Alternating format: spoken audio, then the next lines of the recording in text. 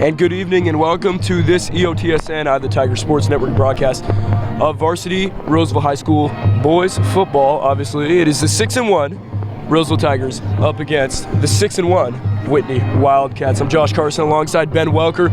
Looks like we got a great matchup on hand tonight. Ben, share a little bit about what you think is going to go on, because these teams have been hot this season. Yeah, absolutely. We got a great game tonight. We got both 6-1 teams.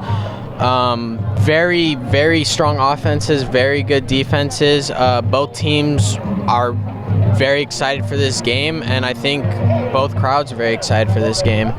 Definitely. Now Whitney, they have a high-powered offense, 6-1 overall. The passing attack, just unbelievable. We're going to put some stats up on the screen for you coming up here. And then Roseville, obviously, they had the big loss to Antelope 2 weeks ago, which first we're going to take a look at that. So let's go ahead and take a look at that. Against Antelope 2 weeks ago here at home, they lost 42-7. They could not stop the strong running back, strong running game, and then the passing attack and open space tackling, open field tackling was a hard thing for them, Welker. Yes, it was. And tonight that's going to be, open field tackling is going to be huge for them. Whitney loves to pass the ball. Everyone knows they're going to pass the ball. They're going to get wide receivers open. It's just going to be if you can make that one-on-one tackle and open field, keep them short of the first down. Yeah, they'll definitely be swinging it out to the sides of the fields, trying to go one-on-one with the DBs. Now tonight, Roseville's coming off of a bounce-back win. They won 57-0, and that's how you bounce back against Bella Vista, who's now 0-7. So that was definitely a game that they had to win, and I was mentioning it on the last broadcast. They had to win that game by at least 20 points, and they won 57-0. So that's pretty big going into this one tonight. Yes. Do you think momentum is going to carry over? Yeah, I feel like some positive energy coming back, but I think they know that Bella Vista was not up to par with these teams. So I think that they're ready for tonight, and I think they're ready to get back, to beating good teams. Yeah, we got some stats up on the board for you tonight. Just looking at the prolific Whitney offense, obviously you see the receiving yards and then the rushing yards. So total touchdowns of 37. So, definitely big for them. I'm going to be playing the national anthem here.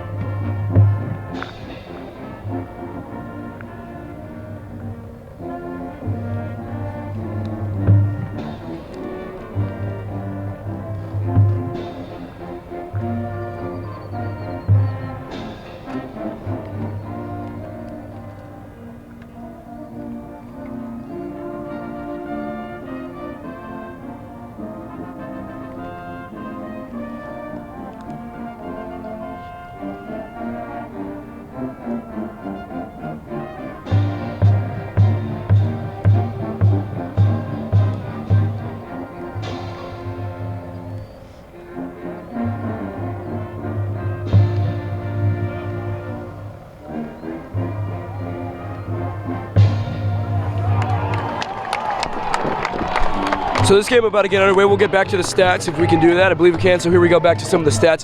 Cruz is the quarterback. Obviously, you see almost 2,000 yards already. Crazy stats. Absolutely. It's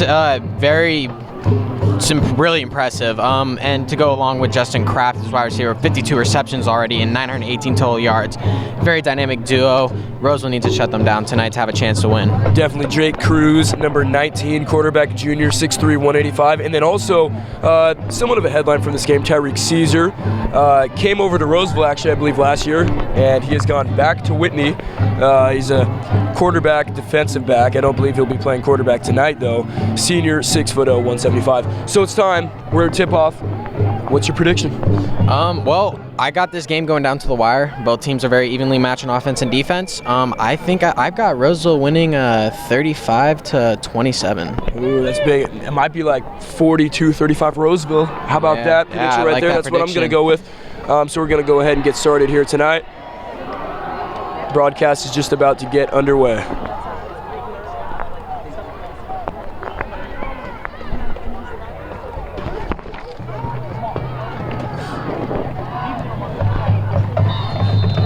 All right, so Roseville will actually receive this time. You don't normally see that. They've deferred a lot past couple weeks, at least in the games that we broadcasted here, and You take it in the end zone, automatic touchback. It's McMinn. Now let's see if Roseville first can drive. get, started early. Let's get a good drive going, get down the field. If they can't get in the field goal range, that'd be great. Get some points up early.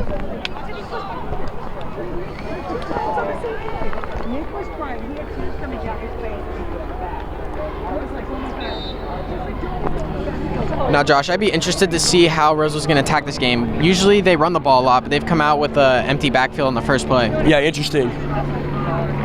They usually go that single back formation, but they're going to reverse it to McMinn. Oh, it's a big play. Yep, he takes it up. Oh, left sideline.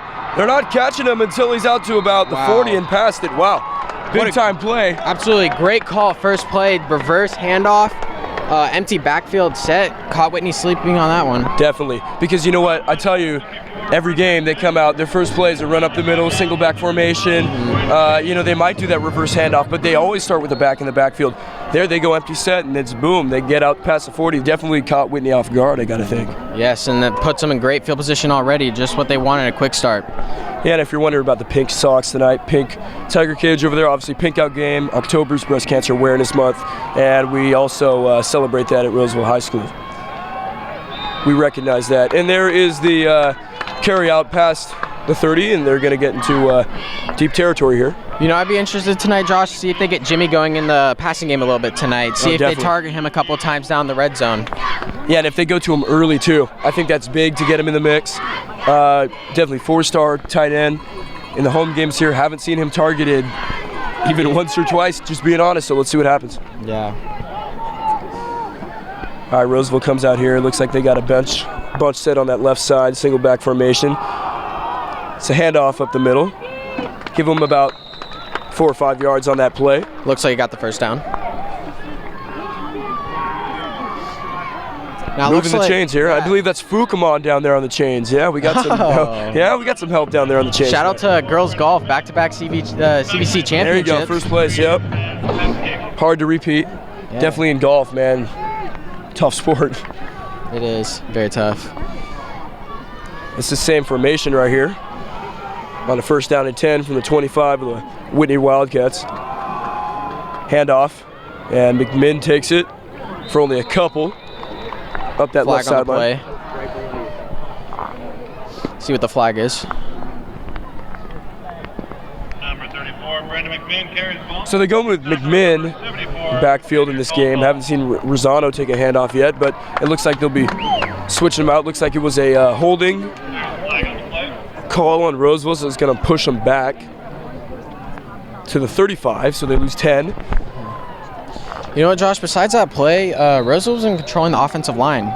Pushing, getting a good push off the ball. That's going to be huge, especially because they run the ball so much. They need to be able to maintain that the entire game.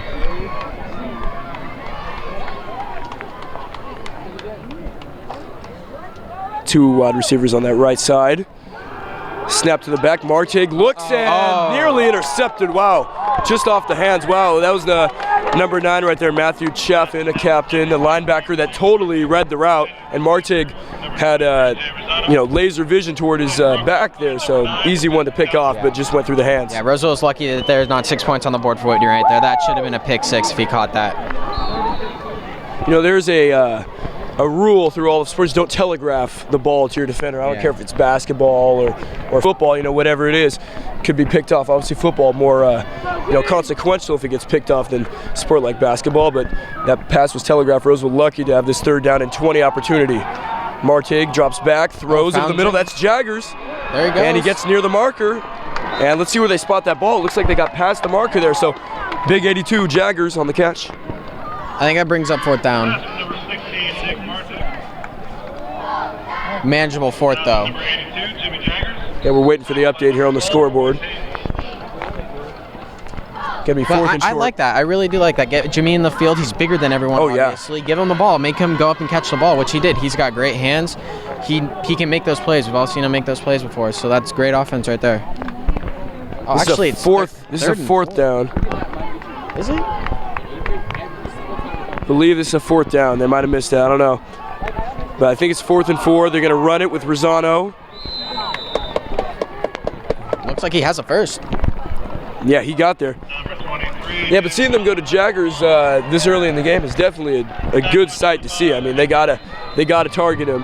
Yeah, and not just the catch, being able to drag 3 or 4 defenders for 4 extra yards after the play. Dude, I that's mean, definitely huge. something he can do, you know. So Roseville will come back to the line here with the single back formation. Looks like they got that bunch set on the left side again. It's the same formation. They're just going to run it up the middle, bounce off a tackler, and go right back to the same spot for a couple of yards. Was that Rosano? Yeah, it looked like Yeah. Rosano. Yeah, Rosano turned that into almost like 1 yard gain instead of a 4 yard loss. Yeah, that's big time. Yeah, little plays like that where you could just, second down and 9, so 1 yard gain. We could just get back to the line.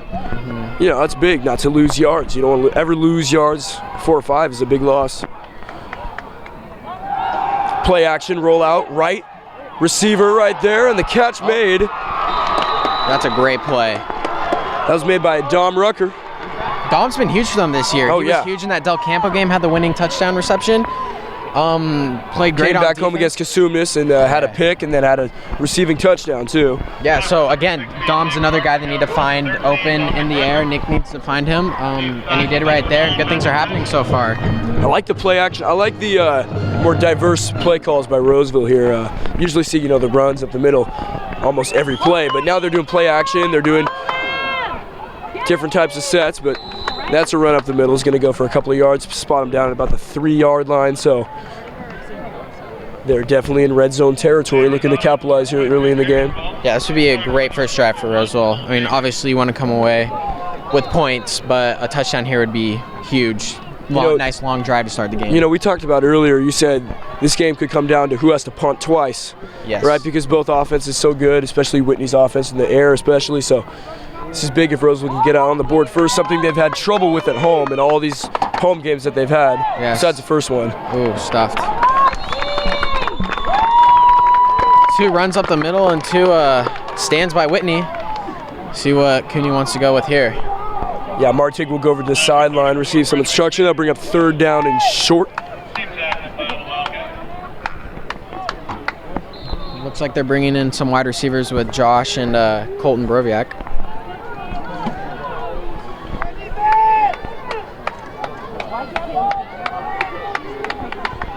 So I see Clark is the lone receiver over there with Bromiak. So you got some power on that left side over there. Yeah, Crawley comes across in motion, and that's a flag. Looks like a false start on Roseville. Not what you want right there. Yeah, so it's going to make a 3rd down and goal, much longer here. And you know Roseville very rarely will go for field goals, so Yes. this is going to be a pass. I'm calling it. I'm calling it welcome. I like that.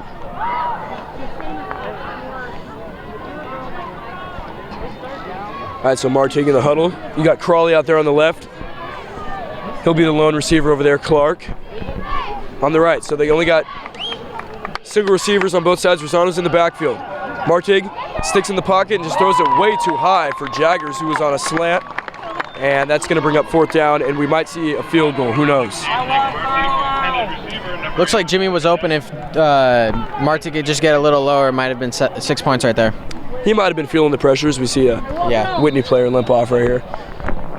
Yeah, he might have been feeling the pressure, stepped up in the pocket. I think he had more time to throw. Yeah. Just overshot his receiver there. But I like the play call. I mean, because Jaggers is the perfect tight end. He's so big. He's 6'4". Yeah. I believe like close to 250. Yeah. And so he could definitely slant across the middle and make something happen. Looks like we Grizzle's- saw how he can shrug off defenders. So.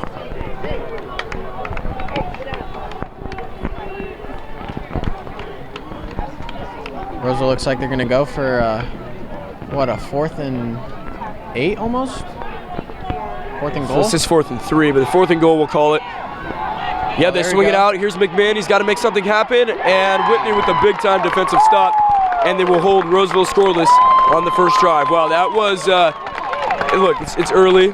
It's very early. It's only first quarter, not even halfway through the first quarter. But something we can look back at the end of the game, depending on the situation, and say that was something that Roseville should have capitalized on. Absolutely. I totally agree with you there, Josh.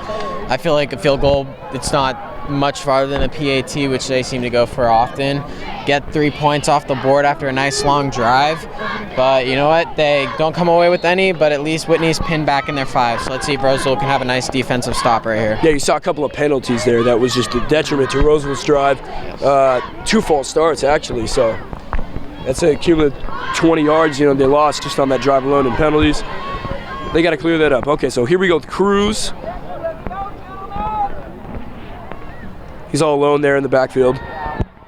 Throws it out to his receiver, who takes it. He gets a first down, gets hit big time by Crawley. But that's Crawley number 7. He is not afraid of contact. Yeah, it's Justin Kraft. We highlighted him actually in the pregame, too. I remember seeing his name up there. One of their big-time receivers. Number 7, Justin Kraft. Some commotion on the Whitney sideline right now. Tackle made by number 25, Jeremiah Crawley. Burger's in there, right? Why are they in different cameras? And here we go.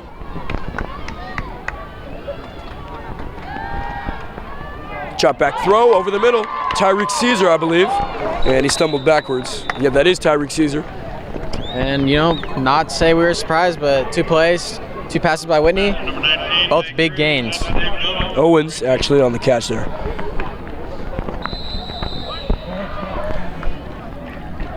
You could see Caesar get involved tonight, though, considering that he came from Whitney to Roseville last year. Now he's back at Whitney. You don't normally see that. Quarterback keeper. And a wise move to run out of bounds. About 5 yards picked up there. So you see a balanced passing attack so far. No runs by Whitney besides the quarterback keeper. We're going to be seeing a lot of that tonight, which I like. A passing offense, kind of a West Coast offense scheme. Yes.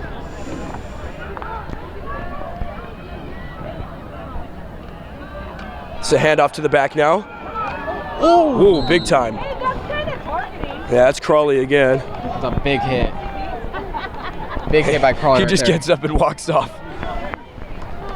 Yeah, contact doesn't really faze him that much, I guess. Not at all. He's got the adrenaline pumping.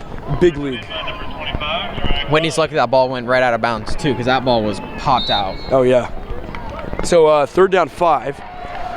See what they can do right here. Still in Roseville territory. Another run. Quarterback keeper. Not expecting that first down picked up as he just gets that ball past the marker there. Interesting play. I did not expect him to run there, and I don't think Roseville did either. No, I mean, that was 3 runs, 2 quarterback keepers. I mean, not something that we were expecting from Whitney. But I think they're going to go back to the passing game right here. Let's see what they do with the first down. They got a fresh set of downs after picking up on 3rd and medium. Handoff to the back. Another about 5-yard gain. Shows you what I know. Went to another run. Yeah. Yeah, they're trying to mix it up. They got a lot of runs going to the left side of the field. I'm not sure if that's on purpose. It's probably just an open side of the field for them. But they're picking up, 5-yard chunks at a time. So, I mean, they can move the ball down the field efficiently like that. New England Patriots offense. As much as a lot of us don't like that, it's what it is. You're so good at that. And it's so good when you can pick up like 5 yards on first. Here's another play out to the sideline, tipped by Crawley. Crawley's had he's been in on like every single play, it seems. Yeah, I mean, Crawley is one of Roseville's best players on offense and defense, just all around. And I'm surprised they've gone to his side a lot right now, but that's good for us. So right here, Crawley will play safety back there. You got McMinn matched up with Kraft on that left side. They go right though, and that pass is overthrown. Bring up 4th down, and unless they decide to go for it, 4th and 5, they're going to punt. But we'll see. I doubt they punt. I'm going to say they go for it. I think they're going to go for it. Looks like they're all out there going to go for it. 4th and 5. Big play right here early in the game for Roseville.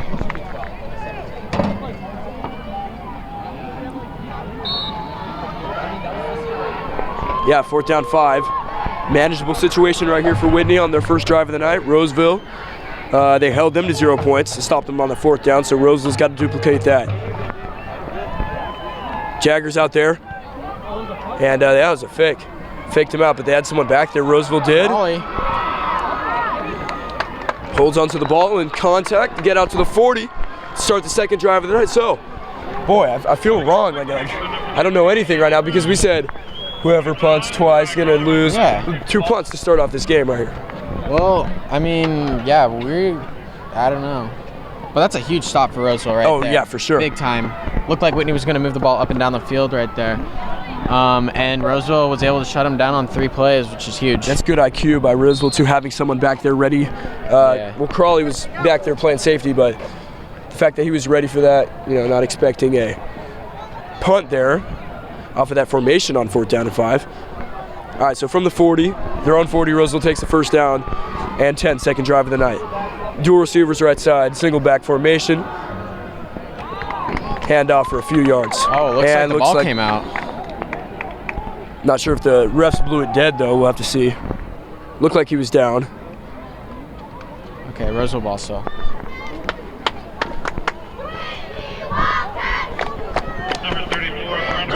Fans waiting and anticipating something to happen in this game. Yeah. So far, we haven't heard the Tiger Cage much, but this game has kind of been back and forth here. First quarter contested. This game's going to be close. I really feel like it is going to be. I mean, I decided to be higher scoring than this already. Yeah, I'm surprised we're already at the 3-minute mark of the first quarter and it's 0-0. Martig takes a snap, steps up in the pocket and throws, and that one is... Uh-oh. I believe Josh Clark. Is that Clark? That is Clark. Yeah, you had for a second. Chad Campbell on the coverage there. Thought he had a good chance of picking it off, but then it just went over his head. Well, I got to tell you something. Well, the train's left the station. Hopefully he comes back. I got to remember that. Let me apply some chapstick really quick.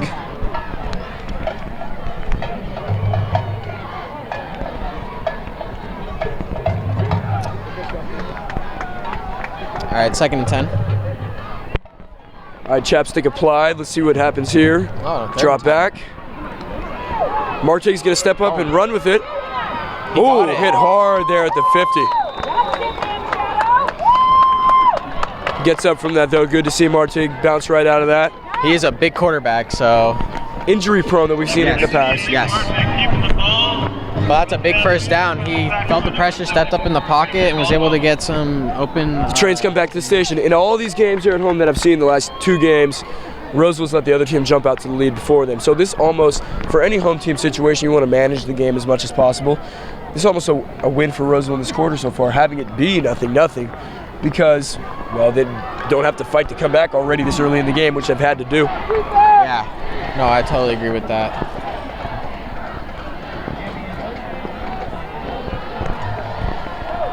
Martig hands off to Rosano, who takes it up the middle, spins and gets out to about the 38, 37, picks up a first down, and Fukamon is moving the chains. Who's the other one down there? Can't tell who the other teacher down there with him is, but... Is that Andriata? Might be, but dude, Fukamon puts in work. He's there at the basketball game too. First and second period teachers right there. Yeah, that's good. AP Psychology and Senior Math. Both great guys. Oh yeah. Now let's get back to football. We've seen this formation a lot out of Roseville tonight. Jaggers was in motion there though. They're gonna block for the back. And a few yards. They're really mixing up the backfield tonight with McMinn and Rosano. I mean, they've always done that, but I feel like more tonight. I feel like in the other games, it's been Brendan's quarter and then Jay's quarter, you know? Yeah, that's a good point. But they started out this game heavy, McMinn. I believe they ran like the whole first drive. Only a couple to Rosano. Now they're giving Rosano more of a chance here, so. But we're under 2 minutes in the opening quarter of this pink-out game tonight. Crawley, Clark. It's an interesting lineup there on the right side of the field. Fake handoff. That kind of looked like a broken yards. play. It looked like Nick or Jay went the wrong way. It almost seemed like, it broke down there for a second. So they're going to have a 3rd down and 6. I think so good about, though, having an offense that can go and pick up, well, they moved to 3rd and 5 now, on first down, pick up 5 yards or whatever it may be. It's because it makes the next 2 downs more manageable for you. You only have to pick up 5 yards as opposed to 9, 8, 10, whatever it may be. So, in order to have a good first down play, I think that's big for any team. But it's only 3rd and 5 here, so very manageable, down to 50 seconds. First quarter, Martic drops back, and might have been looking for Jaggers again. No, that wasn't Jaggers. Jay was wide open on the right side. He had plenty of room to run. And so another decision has to be made here. If they don't convert, the spot that Whitney will pick it up is at their own 32. We're gonna have to see what happens here, but it is close. I mean, we're definitely not gonna see a field goal here. No. I think they're gonna kick it. I think it would be a smart play to punt it here. Yeah, because you could really pin back Whitney in their territory right here. Absolutely. Looks like they might go for it, though. Yeah, they're definitely going to go for it. 2 receivers on the right. Martic drops back, pressure coming. Oh, has to get rid of it Jimmy. quick. Jaggers Oh. sheds the tacklers and skirts out of bounds, tiptoeing down the sideline right there to pick up a first down. Again, big play by Nick. Pressure, unblocked guy right up the middle, and was able to find his big tight end, Jimmy, for a first down on a big 4th down conversion right there. I can't tell you, seeing Jimmy play for 3 years here on varsity, this is 3rd year, see that they're finally going to him in this game. Yeah. This is a great thing. I don't think I've seen them throw the ball to him this many times. Twice in a quarter? Yeah. Twice in a game? Yeah. No, never. I mean, it's great to see. Offense is moving too, which is awesome.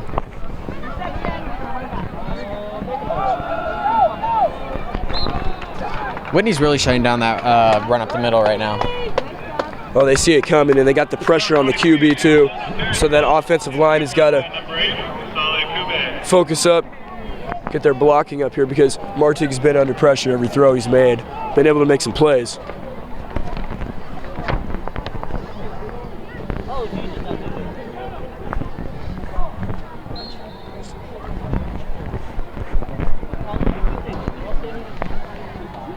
Now it looks like they're just going to run the clock out, 10 the quarter. Yeah, they just clock it to the end of the first, and so that's going to do it for the first quarter here on EOTSN. Nothing, but hey, stick with us because this is a really good game here tonight, and the points are about to be flying up on the board soon, we expect, because these are 2 high-powered offenses.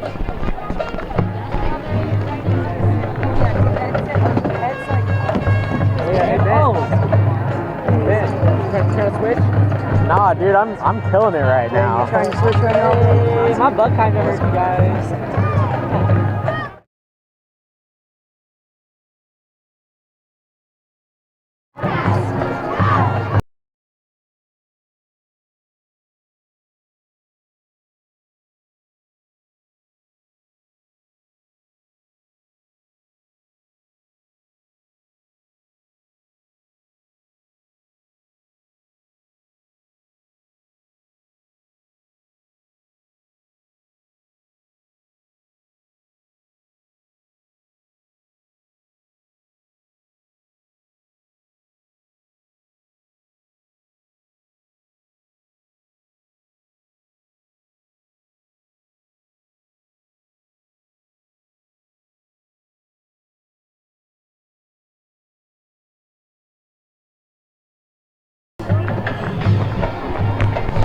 Breaks aren't long. That's a good thing for you at home. Second quarter here, Hanson Field, 6-1 versus 6-1, Whitney Roseville. And the winner of this game will move into 2nd place in the CVC, and maybe even a tie for first, depending on how Antelope does. They'll probably win though, because, well, Antelope is raw. Hi, Mom. Martig, a little spin handoff. That was a nice play, a little different variety. Shows Whitney a little something. Show Whitney something else. That's it.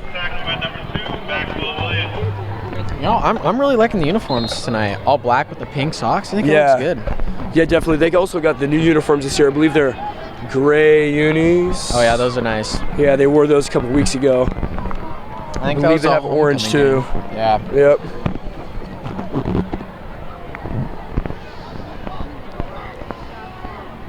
Okay, here we go now.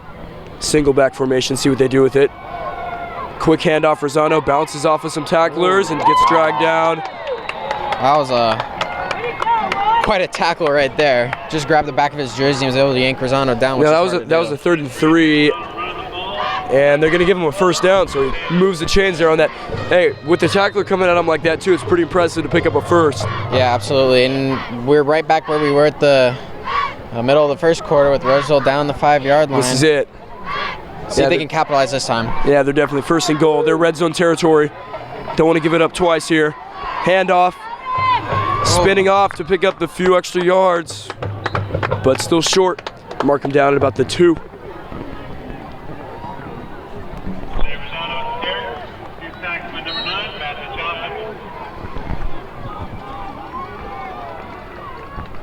Yeah, here it is at the 2-yard line. So they'll huddle up. They're sending Clark and Crawley off. So it looks like they want max blocking. Might be a run.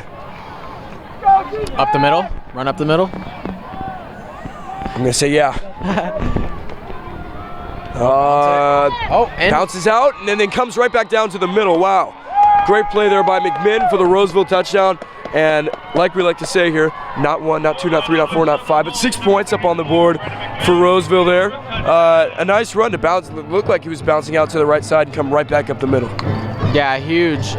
Roseville needed to score on that one to be able to go 2 drives and get in the 5-yard line. Both of them, you need to capitalize on at least one. And that was all McMinn too on that play in order to bounce it out and come right back up the middle.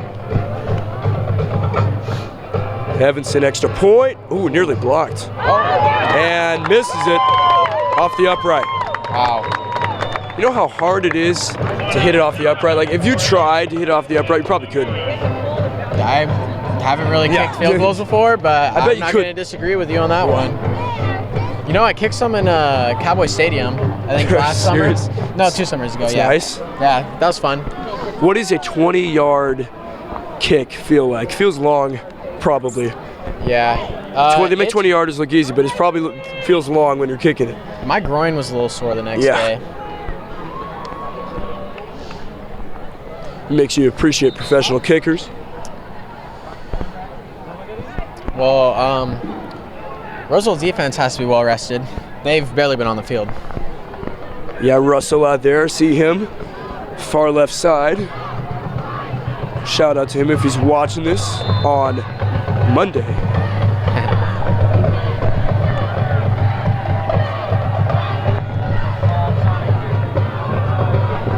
All right, so Whitney will have their second drive of the night coming up. 10:18, second quarter.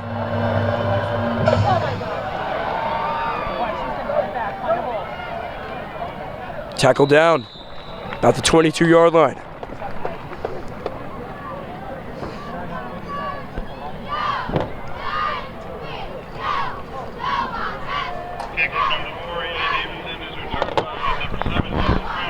So first down 10 from about the 22-yard line. Whitney will have their second drive of the night right here. Whitney kind of surprised us with going with a couple of quarterback keepers and handoffs to outside. So let's see if they go back to passing. Yeah, it's their main attack as we put up the stats pregame. Quick swing out to left side. Open space to work with. And definitely picks up a first down and more. That is the main issue for Roseville, that open field, open space tackling. Because, look, pregame we talked about it too. It's been happening the last couple weeks. When they swing it out to a side quick and they have them go one-on-one with the DB, looked like a zone there. And he's just able to pick up too much space given. Here they tried again. Incomplete. Pressure coming. That's what Roseville's got to do. I think that's going to be Whitney's plan. I think a lot of teams have gone with that wide receiver, like screen out wide. Yeah, because Roseville can't make that open field tackle out there. So they haven't shown they've been able to do that this year. So I think teams are just going to try to exploit that. But when you bring the pressure like Bamford did right there, number 6 for Roseville, receiver has trouble catching the ball, obviously, because you got to worry about the guy right in front of him. Can't give him space. Man coverage, roll out right. Max blocking and a chance to catch it on the sideline. Unable to pull it in before rolling out of bounds. That was the targeted receiver right there, was Willie Broccini.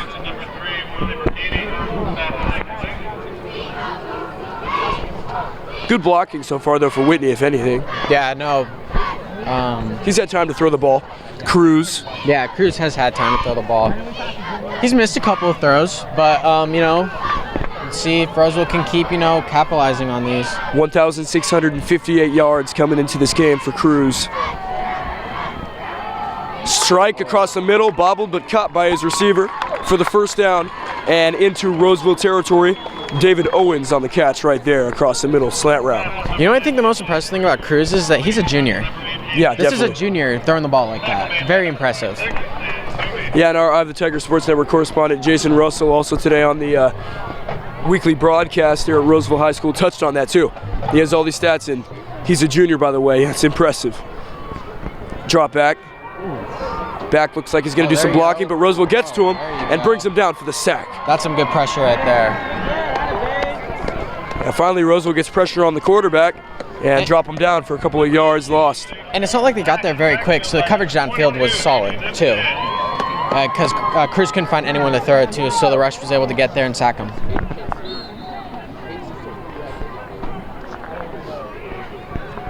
Okay, DBs are playing about 7-8 yards off. Quarterback keeper. Nice tackling by Roseville, getting to the quarterback before any type of gain. Maybe got back to the line of scrimmage, and that's it. Tackled by number 6, Josh Bailey. Line, not lime. It's my bad. No, another 3rd and long. Let's see if Roseville can get off the field here. This would be big for Roseville to get another shot. Surprised so far that Whitney hasn't even gotten down to the red zone.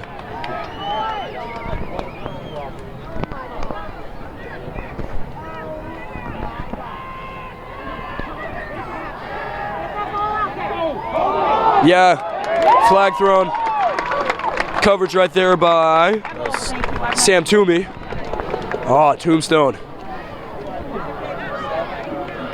Tombstone couldn't bury him right there. First down right there? Yeah, pass interference, flag thrown. Okay, they call pass interference. Yeah, I saw Cruz drop back and look for his targeted receiver going across the middle there. Good coverage, but Toomey also had the back to the ball and just ended up tripping up the receiver. We'll see what it is, though. I believe it's going to be pass interference in a first. Tombstone could have buried him, Walker. Could have. That's what he does, but you know what? Tripping right there.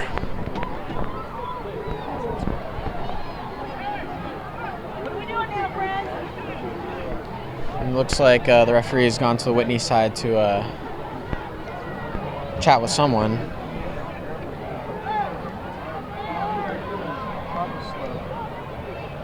Clock stops, so as this call is being figured out. Okay, so I believe it's we going all to be a know it's first. a first down. See where they spot it, though. I believe, I don't know, play was around somewhere between the 40 and the 30.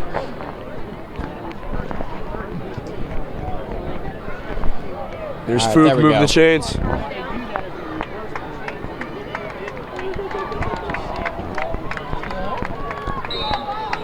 Yeah, so here we go. First down 10 from the 35. So they're moving slowly but surely into Roseville territory. Cruz in the backfield. Single back. Out to the right of him.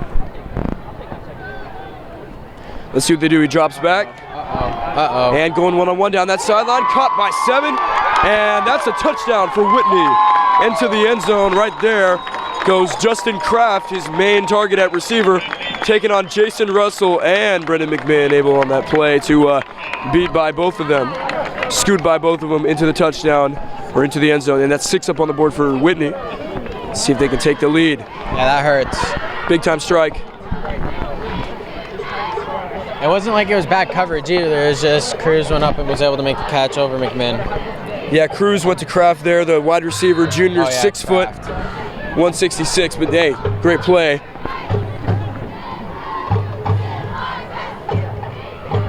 And 7-6.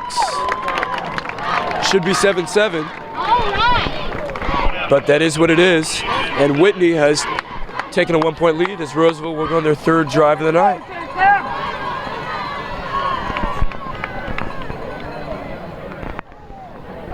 I don't know if one-on-one coverage, man-to-man, against Kraft. Yeah, I don't think that's very smart. No. And it didn't work out right there, so I think they need to. It's a good assumption we can make. Yeah, Whitney last year, I believe the score 25-14. They beat Roseville in that Whitney dome. I mean, have you ever been to Whitney's field? Yeah. Yeah, they got that kind of like caved in field dome there, so that's probably a tough place to play. Obviously, Whitney, a new campus. I believe they opened, like 10 years ago only, so Yeah. they're a pretty new campus. Got a nice field, but hey, field here at Roseville, I don't know when they put in the AstroTurf, artificial turf, but it looks, I mean, it's a great field. It's held up. Let's see if they can make greatness happen on the field as the third drive of the night. Starts with a run back return. Oh. Just waiting for that one big Roseville play to break out and get these fans in the Tiger Cage jumping. Good turnout on the Tiger Cage tonight. Oh yeah, there's been good turnouts each game here.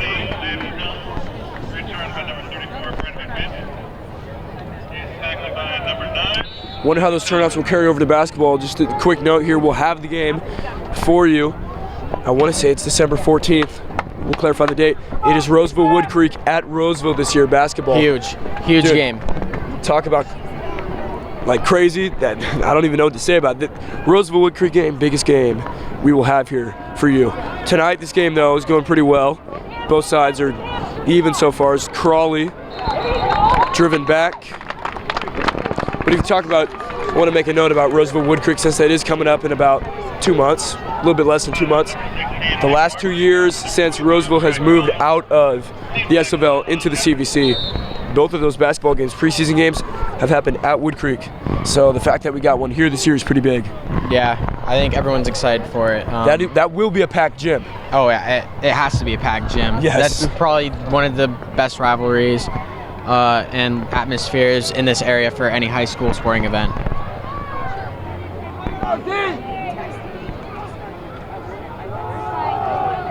Handoff for Zano. Couple yards. Looks Third like- down and even. Yep.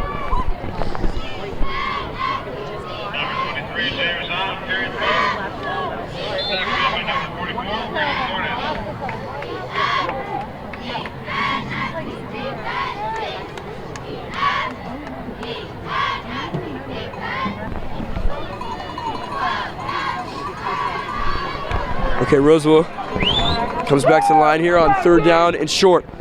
Only 1 yard. Definitely picked it up and more.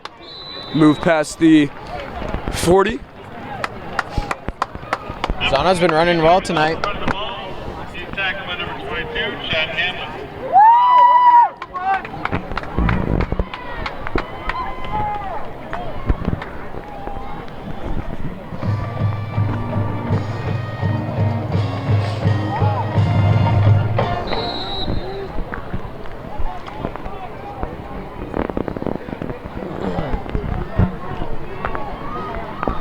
Okay, it looks like Rosano's a single back. Intercepted right there. Target was Clark over the middle. And the return. Oh, he fumbled it. The ball in Roseville. Oh my goodness. Wow. They got it back and that's a touchback. Holy, whoa. I'm sorry for the voice crack coming off being sick, but it looks like That's a huge Roseville got it. play. Yeah, that's the. What? Who was that? Who came running I believe. down that sideline? Okay, so Jay was there, and I believe Jimmy stripped it. Jimmy stripped it at the end. Wow, big Great time. hustle. After the interception by, that might have been. I don't know if that was Kraft on the interception, but while Roseville will get the touchback, they basically start the drive over again. Wow. Wow, that's That a was- huge that was play, crazy. right at the 1 yard line. Oh my goodness. We will have instant replay eventually here for you on the broadcast, but if we had it, we'd definitely show you that. Wow. You saw the interception, and he was going to take it all the way. He was able to scoop past some defenders, but then Jaggers came in at the end, stripped the ball. That's why you don't give up on a play right there. Saved his team 7 points And possibly. I don't know why more teams don't try to strip the ball. You know, like it's one of the best ways of doing it. Getting stops. So Roseville start basically a new drive again. Martin and another intercepted. Wow. Royce Height on the interception, and it looks like it was just meant to be. That was fate. Wow. Because how are you gonna pick it off or let them, throw an interception, get it back, and throw another interception on basically the same play? I mean, literally, that was another shot over the middle. Whitney was ready for it. The linebackers were sitting right there. I don't understand, but anyway. I don't know. Like, my emotions right now are just Kind of all over the crazy. place. Like what? That's the craziest 1 minute I've seen of high school football. You go from interception to almost running it back for pick six, to poking it out the 1 yard line, Oh to my recovering it for a touchback, to start a new drive, and then to have it picked Interception. off Oh my goodness. at the 26. Bro, you don't see that every day. Like I No, haven't you seen don't. that. Like I literally haven't seen that. At any level. So Whitney right here trying to capitalize on a 7-6 lead. 1 point advantage. Going for the end zone again. Overthrown. Coverage right there. Rucker. Yes, Josh.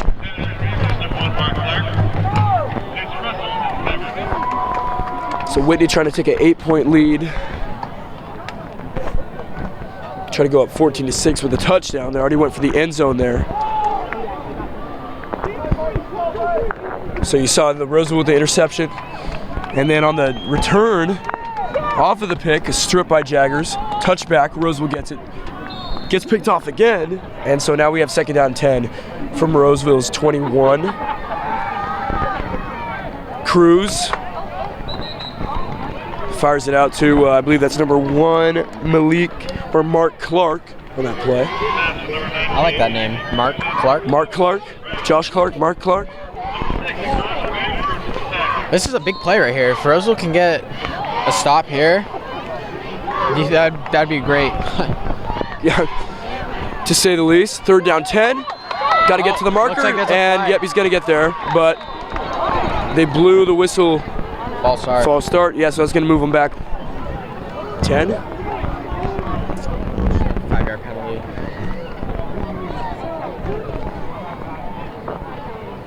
Yeah, 5 yards on that one. So we'll go like 3rd down 15, we'll call it. So Roseville still with a chance to redeem themselves yet here again and keep Whitney from putting points up on the board. Refs will run the clock. Gotta play at chapstick. So full time. It's not like that 1 week though, the Casumis game. Here in California, if it's 60 degrees with wind, it feels like 0 degrees. Oh, they got to him. Flag thrown immediately. We'll see what that is though. Hopefully for Roseville's case, it wasn't on the tackle, horse collar, face mask, nothing like that. Number 19, Jake Cruz, sacked in the backfield by number 22, Hayden Simpson, and number 51. Hayden Simpson gets to him. Flag on the play. This is Roseville they're gonna decline that. So now it brings up 4th and long. That's a huge stop for Roseville. That really is. Yeah, Whitney comes out here looking like they're gonna go for it though. You gotta watch the deep attack. You got single Cruz and you coverage got down there again. Kraft on that right side, single covered by, can't make out the number, looks like McMinn on that right side. So let's take a look at that. Looks They're left, going for it. and he's gonna go left. Open field tackling, and Nice. there you go. Turnover. Big defensive stand right there for Roseville after what just happened on Roseville's last. I don't know if you call that 1 drive or 2 drives. Yeah, I don't know what that was, but as exciting as a pick is, hey, that's just as good. 4th down stop, Keep the score the same. pretty good field position. And not terrible. I believe they're right at about the 20, so.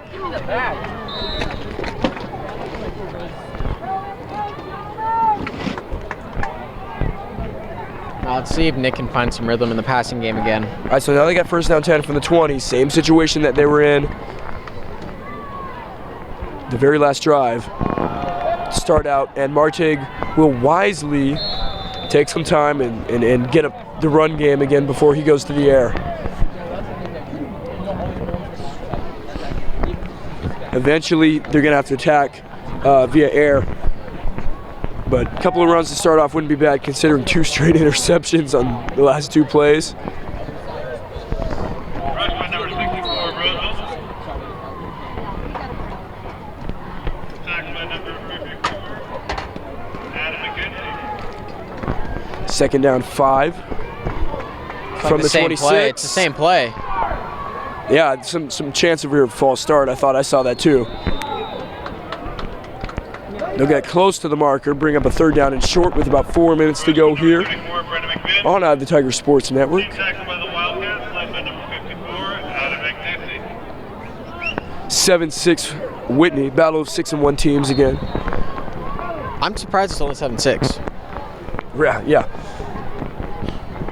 What was my prediction was 42-35. Second half's gonna have to be explosive for that to happen then. Yeah. I have 35-27 Roseville, so we'll see what happens. Oh, First down. I got stuffed. It's gonna be close. They might even have to bring out the chain gang here to measure that one. But Adriata and Fukumon. Yep. I believe Looks like fourth down. they're gonna spot the ball just short. The marker is at the 30 and they're at about the 29.7 or what, I don't know what you want to call it. Looks like we have a injured Whitney Wildcat. Yeah, so we'll take a timeout break for that. I'd like to thank everybody on staff here tonight as well. We got James Jones up there, Brian Nuevo, of course Connor McKibben, and then Cale Gibson just doing mad work like he always does over here on the computer. You see that scoreboard? That's all him. 4th and 1 from the 29 will be coming up after we break the timeout. Amen to that.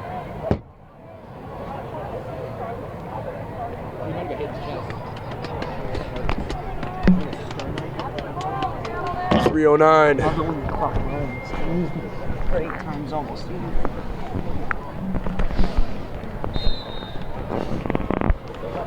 So 3:09 to go in the first half. How big would it be for Roseville to get a score up on the board here, Welker? I'll be huge. Going to halftime with the lead. Looks like it was a quarterback sneak. Looks like I picked it up. You got to think of high school football refs too. Their job must be hard, right? No replay. Like, it's not like NFL. You can go see the replay on a play like that, you know.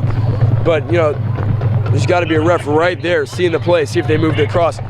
Roseville got it. They just got to remember to spot the ball the last time, then spot the ball again after the play.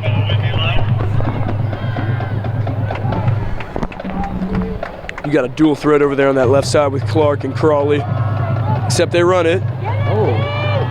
So far, no throws on this drive. Who was that? Who got the handoff right there? That was Rosanna. Bounced off a couple of tackles there. That was nice to see. Yeah, so far, as I said, no throws on this drive. Welker, you surprised? I'm not shocked, to be honest, but I think they're maybe going to try to give Nick soon a nice, easy throw. Nothing really far down the field, just something. Nothing across the middle. Yeah. We'll see. Whitney right here is. Oh, never mind. Oh. Yeah, he just overthrew Clark there on that right side. Right idea, though. They had a one-on-one. Safety wasn't able to collapse in time, so he had the chance. Just overthrown. We've seen a couple overthrown balls tonight. One to Jaggers in the end zone, right side of the field end zone down here earlier than that one right there. A couple missed opportunities. Still 7-6 though. Didn't expect that.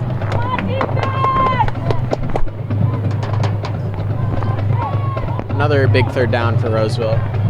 You don't want to give Whitney the ball back with any time, really, because they can move the ball up and down the field. We'll have another timeout right here taken by the Roseville Tigers.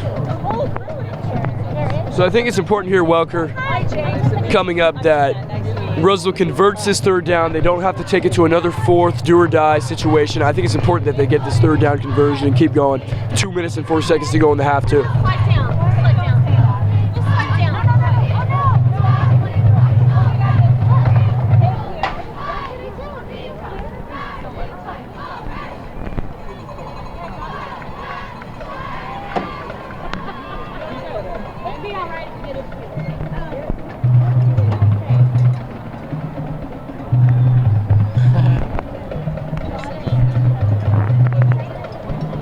Josh, if you're Cunha right here, what would you be calling? I think it's a tough situation because with the amount of runs going here on this drive for Roseville, Whitney obviously aware of that, and they're aware that Martig just threw 2 picks, and he probably won't want to throw in a clutch situation like this, but got to throw eventually, so I think hopefully it's a pass, and it looks like it is going to be right here unless they run some type of motion play. They got trips left, and Martig's all alone back there. See what he does, drops back, steps up, runs with it, and wow, he plowed forward. Tractor trailer right there. Pulled about 2 guys, too. That's the second time we've seen him do that tonight on big 3rd down, too. And he's held onto the ball, too, important. Clock stops, and now it runs. Down to about 1:50 to go. In the first half, Roseville at least got to get a field goal, be good. Take some of that momentum into the second half. I believe momentum carries, especially if they got the lead. This half, tightly contested, you see the low score, but mainly due to penalties and missed opportunities. There you go. No lack of offense here tonight. Oh, Jay, that's a nice... What a stiff arm by Jay Rosano. Wow. That kid is hard to bring down. Well, you hear the applause of the sideline and the crowd over there.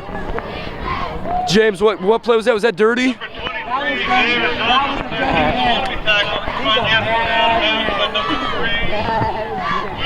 James would call for running back because you can generate the force, you can generate the power in order to stiff arm somebody. Yeah. You don't see a lot of tall running backs. No, you don't. They're going to put Rosano in the backfield again, 2nd down 5. Martig, just over the hands right there of Ben Sapinski. That's 33, Sapinski. And you see every throw that Martig has now, kind of tentative, noticing the linebacker there. It's going to be hard. He's in the situation right now where he's in a mental game. Martig is better with balls down the sideline, like the one that Clark he overthrew. That's right. I don't think he's very comfortable with rolling out and throwing across his body with linebackers and all that. He could slant it across the middle on a pass, but if it's going to Jaggers, and I would say only because he's such a big target, he could haul it in. Yes. You know, shrug off some defenders. But let's see here. False start. And I wish they would give him the free play. I think that's an offsides. I think they got him to jump. Yeah. False start on defense. As James says, that's dirty. Yeah, so I guess in high school they don't give him the free play on a encroachment penalty. Encroachment, offsides.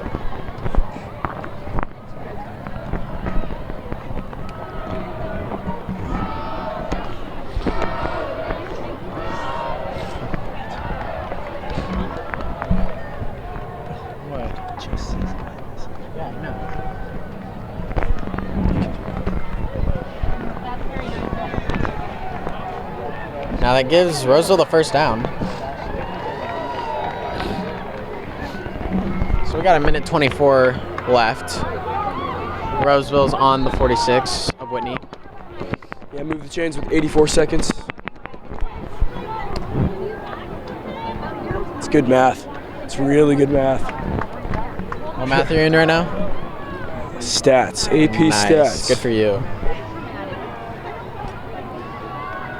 So drop back, sideline throw, Clark, make something good out of it.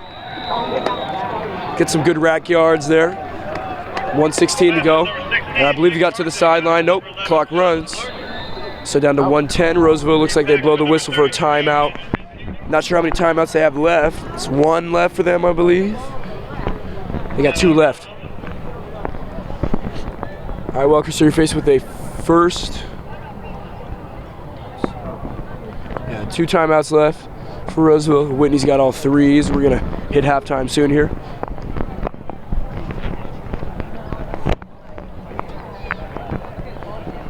What do we got going for halftime? Connor, we got to recap a little bit of the first half. Maybe put up some stats we put up at the beginning of the game. That would work out good.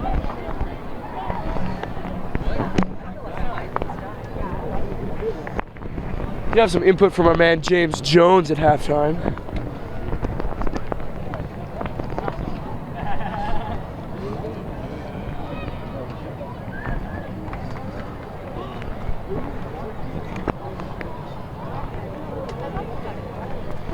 Yeah, so right now as we're going to break the timeout soon, Whitney varsity football. You see just the stats up on the board for them right there, but tonight Roseville's defense has only held them to 7 in the first half. The problem is Roseville only has 6. And they got to correct that. They're trying to here to take the lead going into half. This battle of 6 and 1s. 2nd down 2 from the 38. Zone coverage down on the left side with Josh. McMinn in motion, nice spin. Interesting play. Now, do you throw one maybe into the corner of the end zone here, see if you can get a jump ball with Josh or Dry or something? Depends on the coverage. I think if you have single man-on-man coverage, then you could take a shot. Yeah. But if they go zone, they could leave some areas down the sideline open. I think it'd be good for Marching to get a nice quick swing out pass where he doesn't have to go down the field. He can just go out to the side to get some confidence back. But there you go. You hit your main target, and that's going to help out too, Jaggers. Quick for how big he is. Has to make the ball boy run out the way there. Good to see Jimmy get some touches here, man. That's a big play. What is this, the 8th game? This is the 8th game, right? He's finally getting touches. I'm not sure what happened last week. It was 57-0, so I got to imagine he was in on some of that. Yeah, I don't think he was on the field much after the first quarter. Yeah.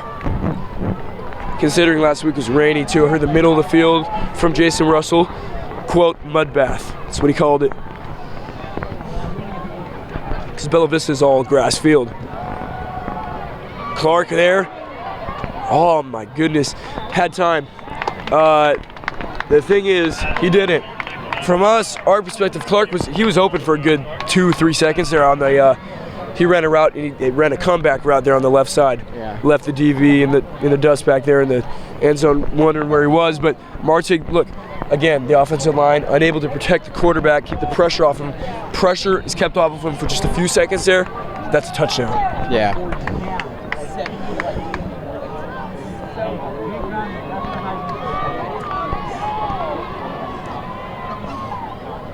At halftime, I'll go around the CVC, update you with some scores too. See who's taking on who tonight. Antelope will be a main update too, because if Roseville wins this game, Antelope loses tie for first. Oh, here we go. Oh, wow. Someone. Going to Crawley? Or was he going to Clark? It was perfect to an invisible man in the middle of him. Yeah, that was a great throw to the back corner, just no one was there. I think Martig's definitely right now for an athlete, having been one. He's in a mental battle. He knows that he's made a couple of mistakes. He wants to correct those. At the same time, he's trying to make hard throws. And in a hard throw, you might make a mistake, but he's got to go for it. See what they can do. 3rd down 10 from the 12-yard line of the Wildcats. I say here, if they don't get it, they got to at least get 3. But we'll see how this play turns out. Trips left, single back. Motion out left, Rosano. Back corner. Oh, what a catch! What a catch! SC top 10, baby. All day.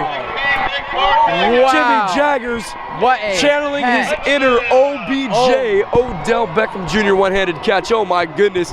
Jimmy Jaggers, spectacular play. That was a spec catch right there, one-handed. Left hand too. Let's remember that's his off hand. Hauls it in, and not 1, not 2, not 3, not 4, not 5, but 6 up on the board for Roseville. Wow. What a catch. I saw that. I saw the throw. Catch. I don't know about you, but I saw the throw. I'm like, okay, yep, field goal, yep.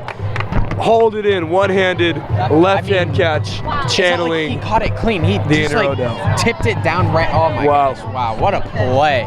What a play by Jimmy Jaggers. That's why he's going to UCLA next year. Wow, we're seeing it now. We're seeing it now. It's so good to finally see that he's getting targeted and he's making these plays. That's a big play to end the half right there. Wow. 33 ticks left. 12-7, might be 13.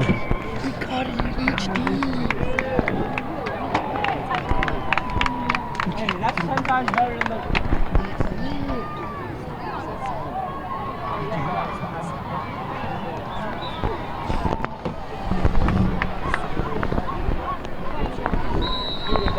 get you hyped. I don't know what game. Brian. I know, right, bro? That's awesome. Was that not Yeah, we might have to bring back the top 10 for the broadcast. We definitely need to repeat because that at halftime. that is crazy. That's going to be on Tuesday's show. I'll be talking about that. If we can get a replay of that, we'll show it to you again at halftime if you missed it. But Going for 2. Remember, in this live broadcast, you can always go back to if you're watching on YouTube. And there's Jimmy again. Yeah, Jimmy just a straight up animal right now. Beast mode has channeled. He's tapped into it. I 14-7. haven't seen him be involved like this in the passing game. Ever. Yeah. Let's just say, This is no sugarcoating ever. They've never gone to him this much, and I'm glad that they're finally doing it because he's the #1 target for this team. There's nobody right now on the Whitney side that can stop him. Has not proven it yet. No. Keep going to him. He's the biggest target out there, taller than everybody else. Got to keep going to him. and he's quicker than most of these kids. That's For his right. size, he's faster than most of these kids. That's right. Yeah, I know. You can't lose Jimmy's games like that. That's James Jones. Can't lose the game now. 14-7, but hey, we got a whole second half to go, and Roseville's got to get the stop. 33 seconds. With Whitney having 3 timeouts, they could definitely prolong this and maybe even get a score out of it. So Roseville's got to keep them in their own territory.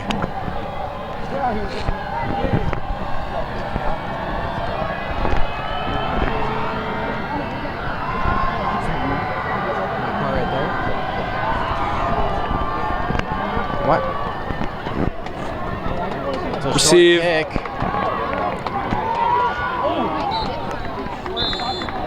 David Owens gets out close to the 40. Kind of confused by that short kick. And you know, Evanston tends to, he doesn't tend to have a real boot. He tends to leave him a little bit short. But not usually that short. He can get it down there. Maybe that was just instead a of starting call. Instead of starting from the 35 though, you'd rather have him just with a touchback. Oh yeah, absolutely. All right, so let's see what Roseville do here. Hopefully they don't go to prevent. Never works, I'm telling you. Space to work with. Out to the 50, we're gonna see a timeout. And there he goes, timeout for Whitney. Ball out to about the 50. 17 seconds left. All right, Welker, so if you're Whitney, got 2 timeouts left. You're obviously gonna be going air. And I guess I'll say they're at the 49. If you're Roseville, what are you doing right now? Are you laying back, pressuring up, in risk of giving up a deep pass? What do you think? You've got to keep your man in the ball, obviously, in front of you. I'm not saying you play at the 20-yard line, safeties, Yeah. but you can't be pressing up and getting beat back. You just can't. I think you got to just do what you've done the whole game. Yeah, no, yeah, I mean, exactly. honestly, like a lot of teams at the end of games, the end of quarters, they try to switch up basically what's been working for them the whole game. It just doesn't make sense. Got to keep playing it the way you've been playing. And Whitney already out to the 49. They got 2 timeouts and 17 seconds to work with here at the end of the first half. And it's making that open field tackle. Yep. Plenty of DBs. And that might have been holding. Down to 7, 6. Number 19. They let that go from 8 to 5 on the clock. Number 1, Mark Clark. Tackler number 34. See what the flag was? Hey, quarterback Cruz had plenty of time to throw, Yeah. so I just don't want to assume holding.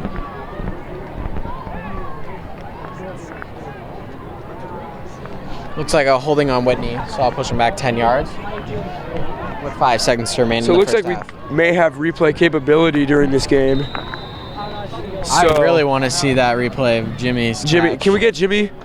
Connor, do you know if we can get Jimmy? We're gonna find that out for you. But another timeout. Yeah, we might put that up at halftime for you. The Jimmy catch. Wow. I'm still Thinking about that one? Yeah, I don't blame you. Yeah. We're talking about Jimmy Jaggers, right? That will stay in my heart forever. I will remember that for the rest of my life. You were there, Brian. Gotta feel I mean, good. like you said, I thought there was no shot. When Jimmy Jaggers catching Oh yeah. Well, you thought like when that ball's up, it's like okay, it's gonna be another one of those that have been overthrown tonight, and he just hauls it in with one hand, left hand too. Well, I thought it was just incredible he got a hand on it. Yeah. And then I thought it was just going to fall, but then he somehow was able to get his hands on it and catch it. Well, he's kicking it in now. He graduates in less than 2 months. So he knows he's off to more challenging water, so he's got to kick it up right here. First down and 28. Wow. 33 seconds. They're probably just going to go for the Hail Mary. Might as well. Cross the middle. Got a blocker. And out of bounds. Right there. 18. Owens. First half ended 14-7. Tigers over the Cats. Touchdown advantage. We'll have halftime here on EOTSN. Once we get the replays up, we'll start the commentary again. Until then, enjoy the halftime festivities. Ben,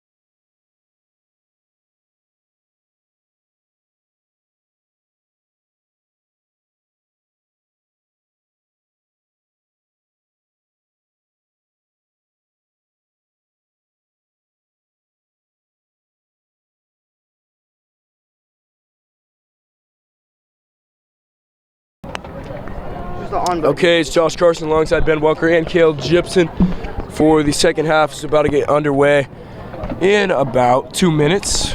And we got some replays for you at halftime. Yes. So here we go, here on Eye of the Tiger Sports Network. Take a look at that Jaggers touchdown up on your screen right now. Just the beautiful slow-mo for you right here with the one-handed, left-handed catch. Back left corner of the end zone. Welker, what do you think about that one, man? It's just unbelievable. To be completely honest with you, I don't have any words for it. I mean, he was able to keep a foot in bounds, which I think is pretty incredible too, to be able to concentrate. Wow. I'm watching right now too the reaction of that Whitney coach on the sideline. Go ahead and play that back again, Connor. Watch this Whitney coach on the sideline right here. Just cannot believe the catch. Cannot believe the catch. I wouldn't believe it either because so many overthrown balls by Martig tonight. It's not a knock on him. It's just what's happened. And then Jaggers able to come up, make that play, which gave Roseville the 12-7 lead. Tacked on with a 2-point conversion afterwards too, which I believe we'll eventually get to here if we keep letting this replay play out. The 2-point conversion, Jaggers got that, put Roseville up 14-7. Making up for that botched extra point they had earlier in the game. Now, I know we're talking a lot about Jimmy, but this kid's deserved it right now. I mean, I haven't seen him targeted, like we've said, over and over again, this much throughout his career here at Roseville. And he's performing. I mean, he's making those sort of plays. He put them in that position, too, on that third down with that catch across the middle to get them to the 5-yard line. Yep. So he's been a big part in their success so far, especially on offense. All right, so we got the 2-point conversion now up on the screen for you. We're going to take a look at this, and this is just Jaggers being able to overpower the defenders, come out quick, slant out route, touchdown right there. No one able to keep up with him at his size too, which is important. We talk about overpowering too, but overpowering with speed is important too because Jaggers has got the height, he's got the physicality and the speed. That's why he's 4-star recruited and committed to UCLA in August. He'll be attending there too in less than 2 months. Actually, he's graduating early at the end of this fall semester.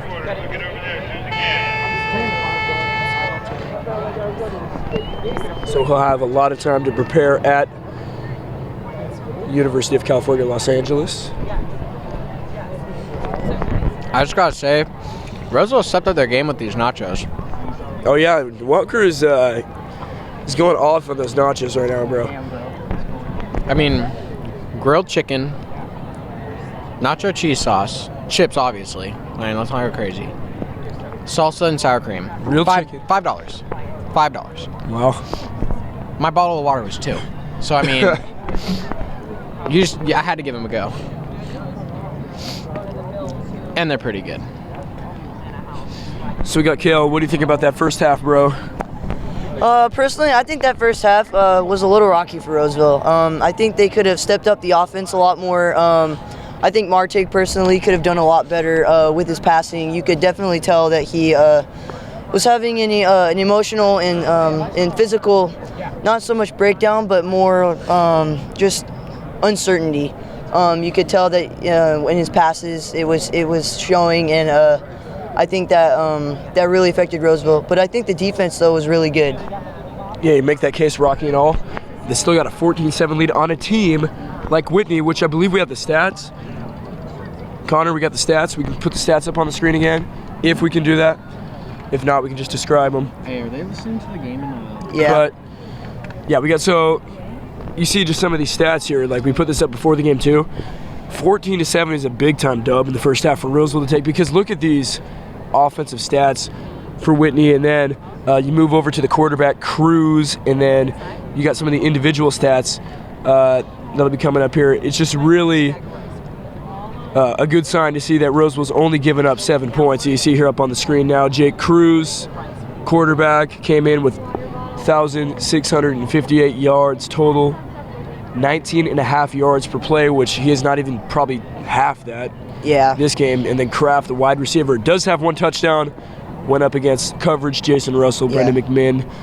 Was able to convert on that, but only 7 points for this high-powered offense that likes to take flight through the air. Really, really good so far for the Tigers. Good sign. Yeah, I think on the defense too, you have to give Jason Russell some credit, and you also have to give, you just have to give Jason Russell some credit. He's done a great job in the backfield, and he's just done a great job of containing those wide receivers. And I think if he can come out during the second half and do what he did in the first half, the Tigers are going to put up a lot more points. And I don't think Whitney's going to score. I mean, if Russell and all those cornerbacks can contain those receivers, I think Roseville has a pretty good chance about winning this game. Yeah, when you see the offense, when they see the defense stepping up for them, giving them chances, that just makes them think, wow, we got the defense behind us, and we got to go score for them. They're putting in work. Yeah, and I think also the key to the second half is Mardick has to come out and he has to do a better job with his passes. And I think that they need to utilize Jaggers more. I think because of that first half, Jaggers need to come out and they need to utilize Jaggers a lot more.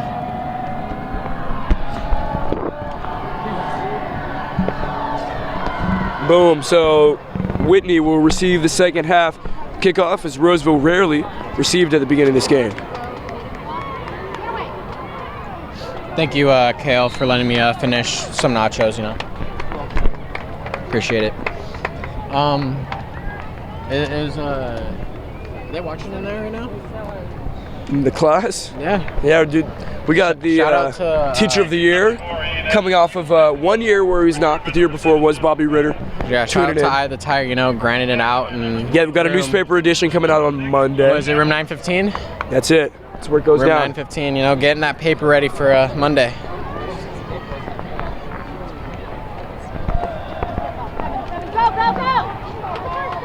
Wow. Big time run. Start out there from Whitney. Mark Clark. My guy, Mark Clark.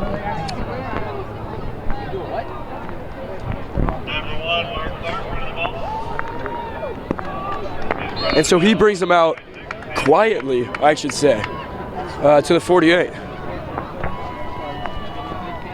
Going right back to him. This time up the middle. Oh, wow. Mark Clark makes a miss. Makes a couple of guys miss. Gets himself out to the 47. So if Whitney, looking at it from their point of view, if they can respond with a quick touchdown here, get it 14-14, really, we're in for it. Honestly, I believe we are right now, but that just makes it even more interesting. This is going to be quite a tie finish. game. Looks like there might be a false start. Yeah, flags fly. Oh, Jariah. Crawley he has no mercy, no regard. He just goes after him. He does. Number 19, Jake Cruz, and number 3, Willie Burkina. See what the flag is. And tackle number 25, Jariah Crawley. There's the flag on the play. Looked like illegal motion, something like that. Possibly a false start. False start. Push Whitney back.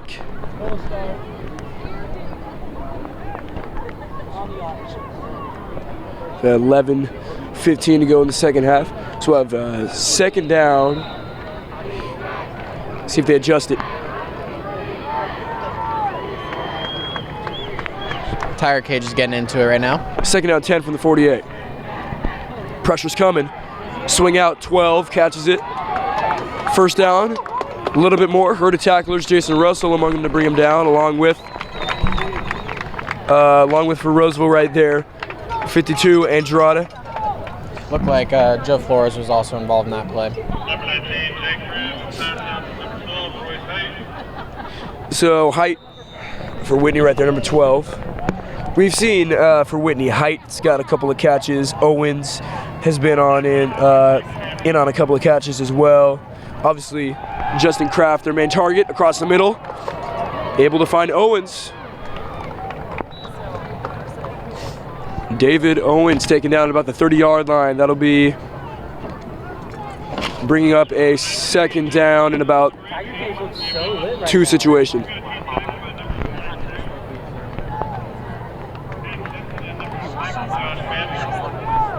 $10:20 to go here. Whitney will line up with dual wide receiver threats on both sides. Looks like a shotgun formation with a running back out to one side. Tipped Good play made right there by Danny Vasquez. But that might have been Bamford on the play. That was Bamford on the play right there.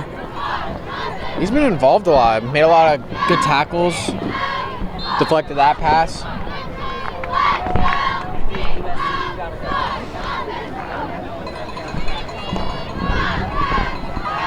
Okay, so here's Cruz. Oh, He handed it off to, Jiraiya he actually took it himself there. Another Crawley, man, he's big just, open field dude, tackle. he's been just taking it out on people tonight. He's got something to prove or something out here. That's just how he plays. He's got that Westbrook mentality, He's gonna bro. 4th and 2 right here. Big play.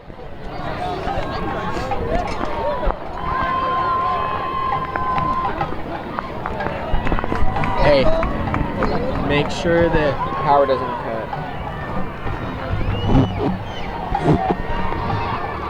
Okay, here we go. Oh, Passes. got it down. Yep, tip. That's a turnover on downs. Roseville ball, that's a huge stand right there. Big time play. Yeah, 9:27 to go, and they're just keeping the Whitney momentum from starting. I mean, honestly, Whitney seems like they can't get any fire going, honestly. They're just kind of going through. And it feels like, you know, Whitney starts off the drive with a big play, gets something going, and then they hit a wall.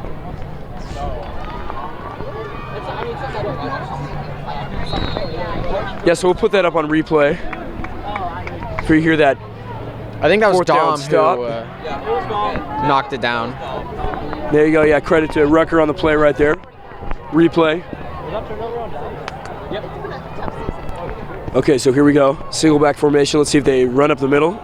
They do exactly that. Couple of yards. So Roseville starting one of these long, drawn-out drives like they've had in this game, but honestly, no need to rush. If they can, go at it at a decent rate, slow rate, whatever you want to call it, put up the 21, right? 21-7. Take some time off the clock. It's all good for them. Breaking the huddle right here.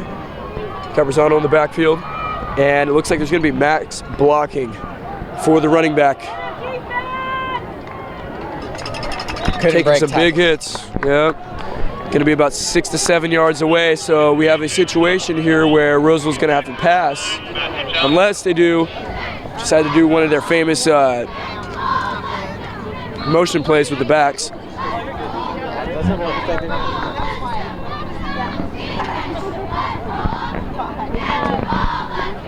Now, did Whitney just called first? All right, so Whitney takes a timeout, so they only have 2 left for the half.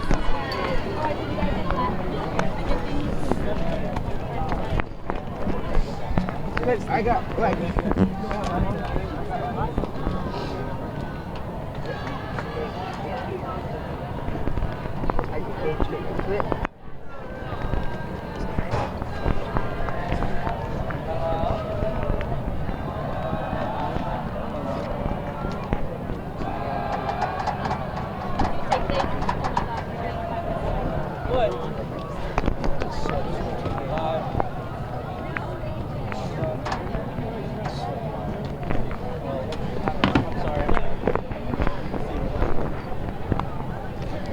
Yes, you see it up there, 3rd down and 6 coming up for Roseville. They're going to have to go to the air here unless they decide one of their, to run the ball with one of their end-around plays. 14-7 and 8:34 in the 3rd quarter. Roseville has managed this game better than any game I've seen, and coming off of a blowout last week had to give them the confidence to come out here and do this against a very good Whitney team.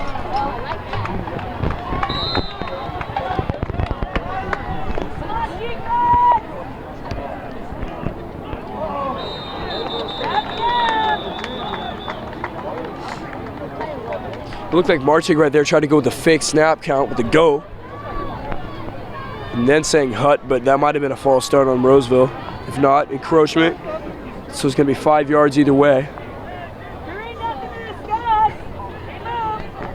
Whitney fans are saying there's an obvious false start.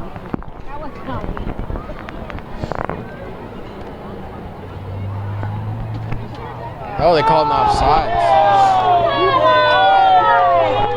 Yeah, to the displeasure of Whitney fans. I mean, come on! What more do you need? Yeah, it's a displeasure of the fans over here on the visitor section. They gave it to Roseville. So that's an automatic first, if not 3rd down 1. They'll have 3rd down and 1 from the 39. So all they got to do is go with the QB sneak or a run up the middle, but Whitney's got to be prepared for that. Whitney fans are calling for an instant replay on that one. Yeah. We might have to have an instant replay on that if we can get it after this next play. We really want to see what the call was. But anyway, Roseville can capitalize on it. We can't take that call back. We can show it to you again here. It's a power replay. And first down picked up. So let's see if that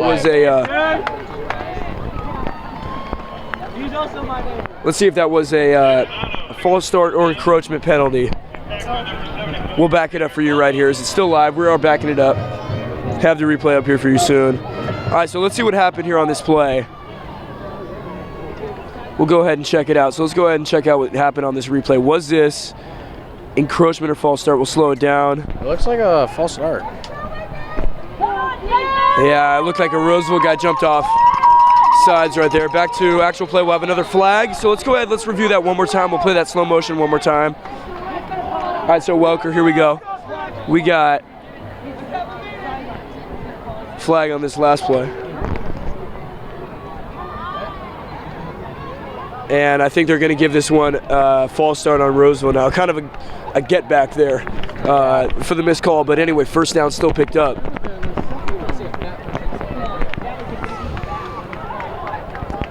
Fans obviously do not appreciate the call, the offsides call. Well, yeah, I think they missed. The refs missed that one. I think it was a false start, definitely.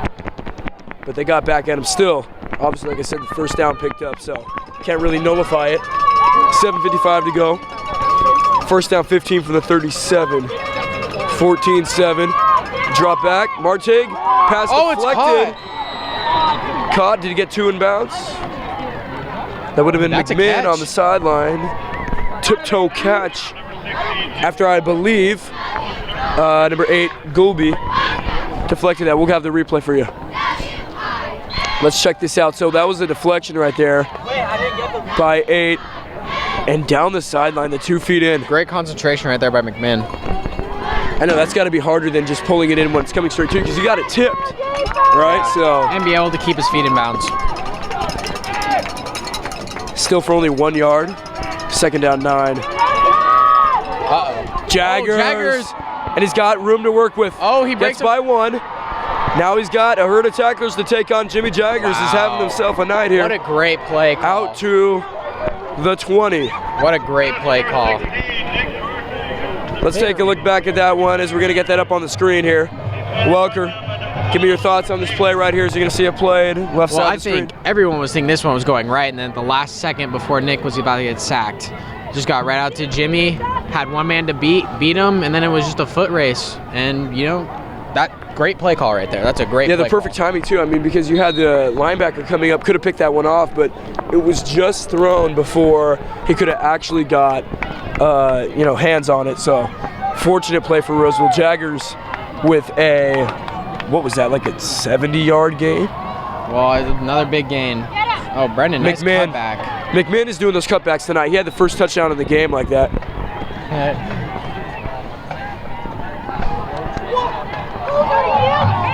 Holding on the defense. Again, frustration from the Whitney fans.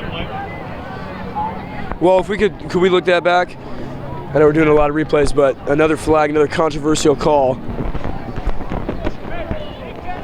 We'll have that up for you, but they're currently discussing the spotting of the ball. And we'll see what happened here.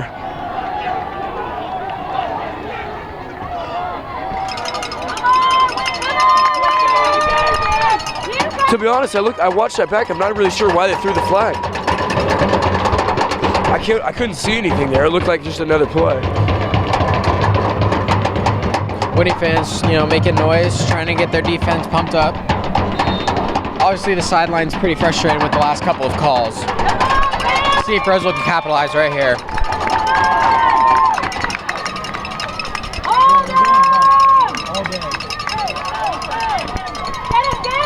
McMahon. Another cutback. There seems to be another flag. Let's see what the flag is, but it's a Roseville touchdown. So he's in.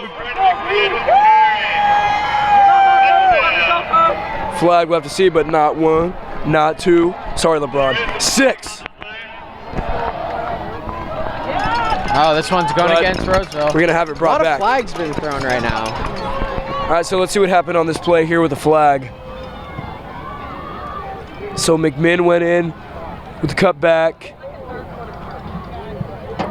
And I don't know if they flew, Was that were they calling a holding? Threw the flag for holding, or I'm not sure when the flag came out. Looks like that was a holding. Holding, so set him back 10. So that takes him out of, Take 6 off the board. I guess, running scoring distance. You can't just plow up the middle now for the touch.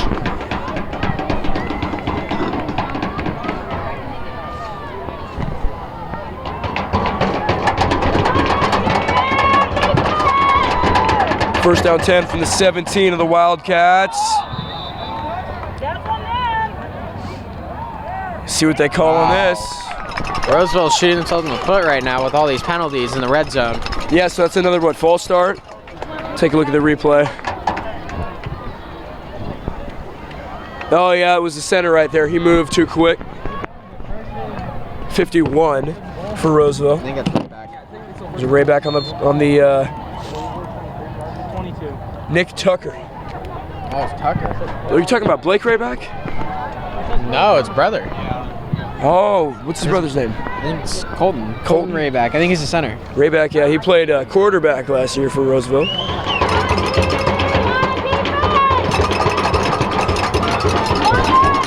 Dual wide receivers each side. Martig. Whoa.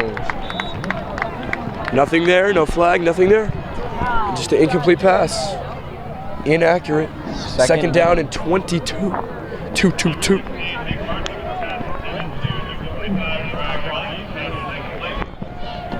Like if I tie it too tight, I can't move up and down. So it's like.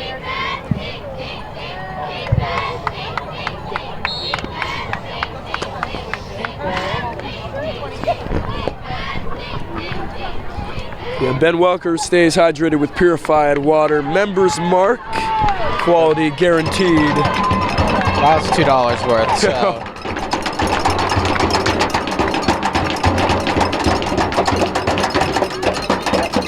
Not sure why I did that ad. Doesn't matter though. Oh, he's that's open. a Rayback. touchdown That's Broviac. for not 1, not What 2, not 3. How many, Welker? That's 6. Oh yeah, okay, all right. 6 up on the board for Roseville right there. Colton Broviac. Yeah, we're gonna look at that again. So let's watch Broviac come down that right sideline. Welker, you mentioned earlier in this game he's got to air it out down the sidelines more. There it is. Oh, and Rayback was wide open, and he's It's great Broviac, hands. yeah. That's just nice diving catch, way to contain the ball. Huge play for Roseville. Yeah, Colton caught it. No DBs in the area. That was a landing zone. You know they call it no-fly zone with the DBs there? That was a landing zone. There's nobody in sight. I think that was a great route too by. Well, here's the same. Well, I feel like a I think deja vu, like watching that earlier in the game, but it went where in. you had, I believe, Sebastian Area for Whitney coming up trying to block it, but able to get the extra point through. 21-7, and 7 minutes to go. They took time off the clock. They got the job done. Very eventful. Now Whitney's drive. feeling the pressure. Very eventful drive, going with a big play with Jimmy, get him down inside the red zone, to having a touchdown called back, to a false start the next play, and then find Rayback wide open in the end zone. I mean, Broviac. Yeah. Rayback's the center. How could he do that? Yeah, anything's possible, Welker. But beautiful play. I mean, I got to give credit to you too, because you told, earlier in the broadcast, throw it down the sideline. That's where Martik's most comfortable. If he can not overthrow one of those, if he can hit his target, he'll get the touch, and there you go.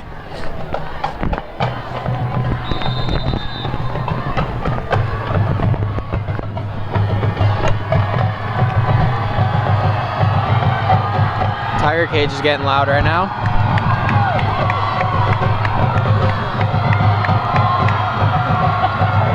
It's a hype crew, bro. B. Dale over there. Grant Bear.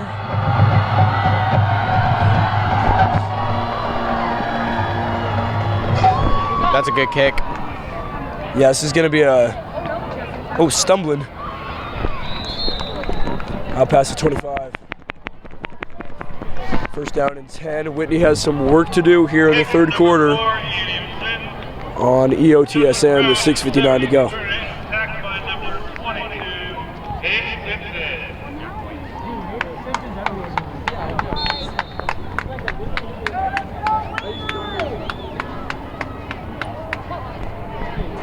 See if Roseville's defense can get another stop.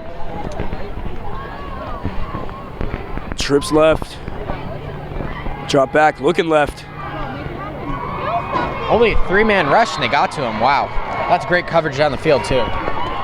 Yeah, looks like Chad Stamos is in on that tackle. And Hayden Simpson. Hayden Simpson's getting his name called here tonight. Doing some work. Yeah, you bring up a good point about the coverage. That doesn't happen without really strong coverage because they brought, what, like 4 or 5 receivers against them on that play, so. Oh. Bamford's been, whenever the ball's been going up the middle, he's there. Stopping the run up the middle. Good to see. Yeah, it's Bamford and Stamos in on that one as well.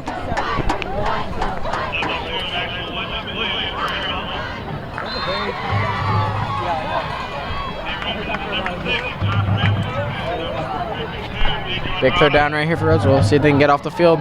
Quick 3 and out. It's okay, you guys can walk.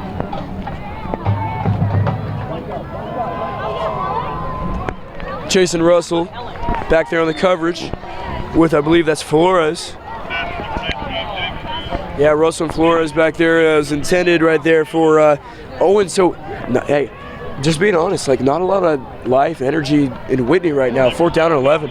No, that was great defense right there. Great 3 plays for Roseville. Able to get to the quarterback on a 3-man rush, shut the run down up the middle, and great coverage down the field again to force a bad throw. Yeah, just a 3 and out, and it doesn't seem like they really came at him with much intensity there. I mean, his kick is not good either. Fair catch, and that could have been an interference easily right there. To me, that looked like an interference. Crawley makes it. I think he got right up to him and just like can we go back avoided and look the hit. At that? I think he that was 22. Yeah, Chad Campbell was close on that one right there. Let's see if possibly a touch. Would have been a penalty automatically as a fair catch was called for. Take one more look at this. I mean, it doesn't matter now, but I just want to see if he did touch him. Oh, boy, man, he got close. That was really close. Not inches. It was close, not inches, talk centimeters, bro. Like, he got that close. All right, here we go. 44 in motion. Nice run play. Oh, Rosano dragged down by the horse collar. Whitney's starting to lose a little bit of composure here. That's Number 23, Maxwell Williams. what a Takes him down. that play faked me out. That was nice. He has a horse collar right there. They brought in Nick Gorey. Roseville did, put him in motion, and they ran to the left with Rosano. Smart play. Tack on another 15 yards right there.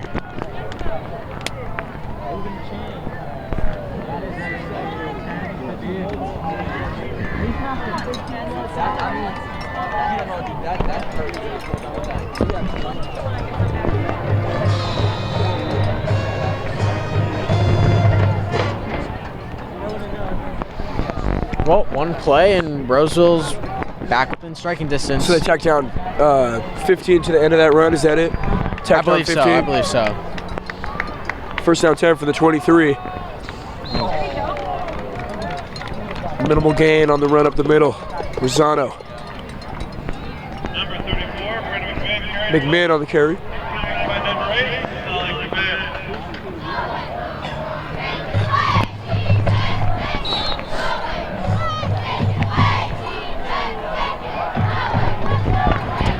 Now, if you score a touchdown here, it's starting to become a little bit of a blowout. Don't want to get, too far ahead before, start calling the game or whatever, but it's starting to get out of Whitney's hands right now. Yeah, if you take a 3-score lead. Yeah, 28-7. When you got a completely momentumless, I guess that's the word, energy. A Whitney team that's lacking energy.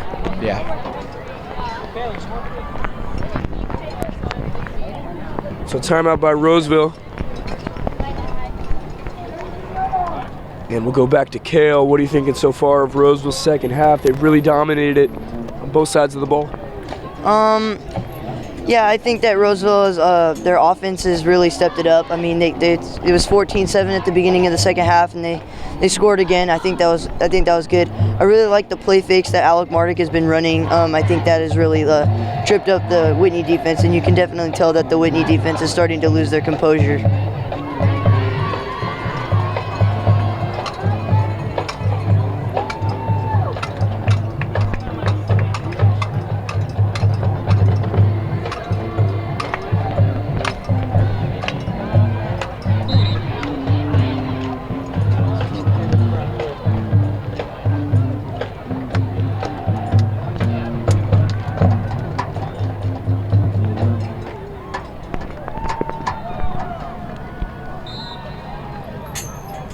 Yeah, shout out to everybody watching out there on eithertigernews.com. Maybe you saw us on Twitter. Obviously, this is totally unrelated to the big hack on Twitter today and a lot of other companies. It's all back up and running now. Glad we're able to get the stream out. Clark gets clobbered by tacklers right there. Unable to work with the open space, but the gap closed on him quick there. Passer number 16, Nick Martig, out number 11, Josh Clark. He's tackled by number 51. So how long was Twitter down today, Walker? I don't know, 5 hours. 5-hour hack. It's big time.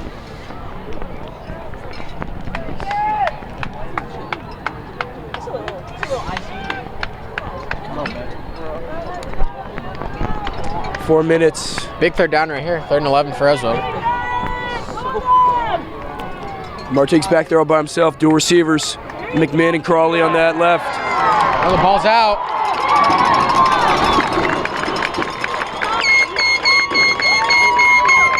And that's the momentum that Whitney needed Last as thing you they get wanted the to sack, strip sack. Nick could do nothing about that. Got hit on his blind slide. Here's a replay with a strip sack and I believe fumble recovery. Yeah, behind right there. The hit was on. If we can go back and see who that hit was on. Go ahead and back this up for you. Hit laid there by, I believe that's number 2. And that's Maxwell Williams, captain. Now let's see if Roseville's defense can get another stop. They're going to need it here with some momentum on the side of Whitney after that big play. Good for Roseville, though. Didn't happen in their own territory.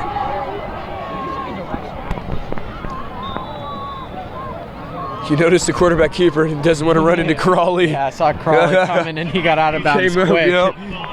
He's like, nope, I'm not dealing with that.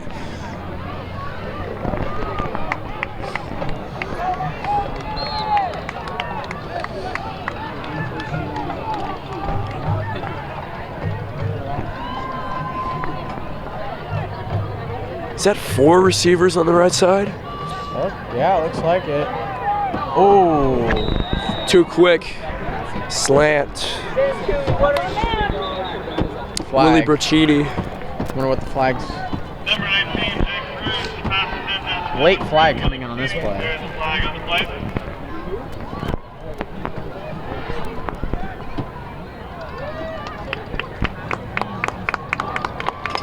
Looks like it's a Whitney call on the flag. Here's what Might have the been call holding. was. Might have been holding on the slant. I didn't see anything though. I didn't either. I thought he just overthrew him.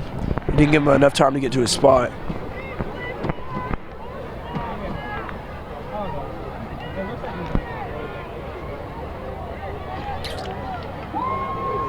So there must have been holding. It's holding. We don't. Very late flag though. That didn't come out till way after the play They was might over. be trying to give it to him, Walker. yeah.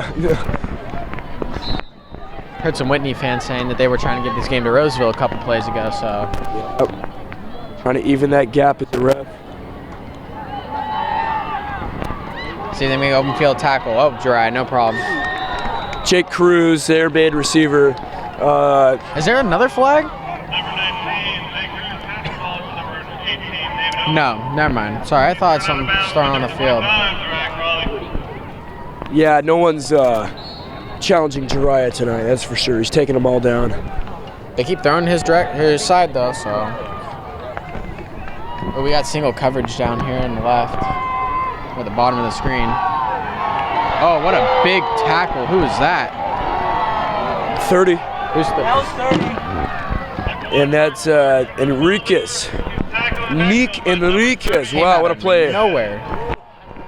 Wow, Nick Enriquez, and he's been in the program every single year, running back, and also a linebacker. He's going to play linebacker all the time. Senior. Another 3rd and long for Whitney.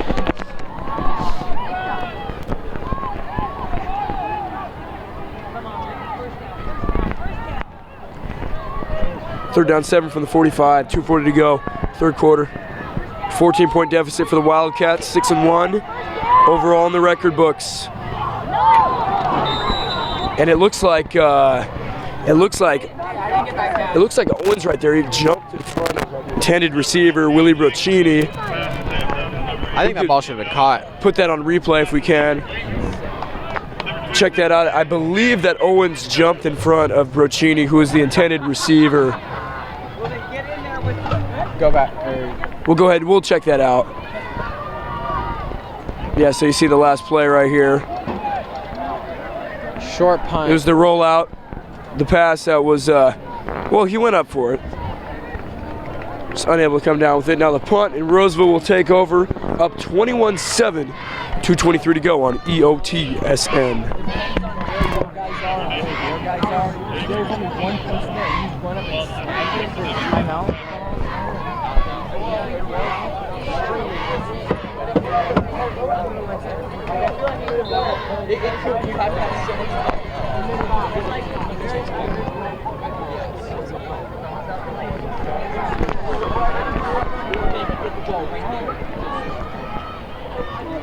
Pressure on the right side. They go left with it. About 5 Flag. yards. You saw that edge rush off the right side, or off the left side right there. Number 34, Brandon McMahon, run the ball. He's tackled by number 8, Molly Caveri. So Roseville ran left.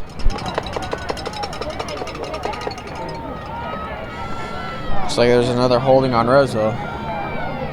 Well, this is really going to back them up. This is a danger zone, I like to call it right here, because they are right by their end zone. So this is always hard, tough situation to be in, especially because something very bad could happen if you're not careful. Got to make sure that all of your throws are, positive yards will be gained. And they're going to put Martig to throw. Accepting motions. That's a risky play to have right there. That was. McMahon, definitely super risky to pitch to back McMahon. like Yeah, backwards too. Wow. Kind of got to wonder about that play call. Carries the ball. He's tackled by number 12, Roy Daly. But Roseville will come up with 2nd down and 21 from their own 10. It's getting a little cold out here now. No, this is great. Oh yeah, it's not bad. It's a little cold.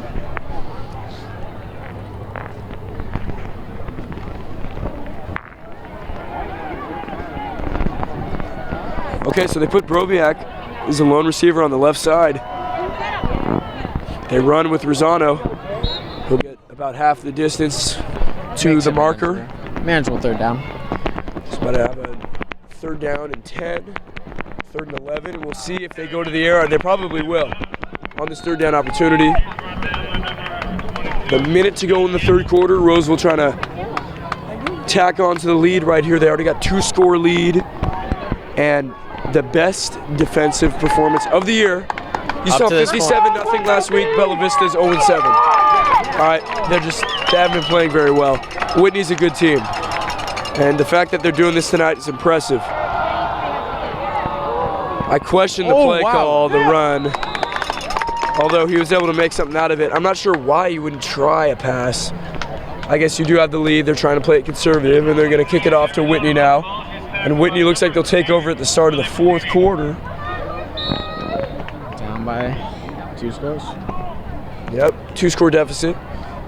4th down and 4.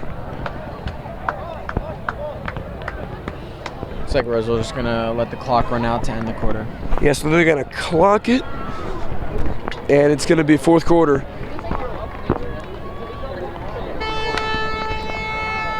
As you hear the horn welker, the rest of this game, Roseville clearly, they have the advantage, they have the momentum. Do you think they should start playing conservatively, or do you think they keep going for it? No, I think you got to keep playing the way you're playing right now. I mean, besides that last drive, you've been able to move the ball consistently up the field. Your defense is playing fantastic right now.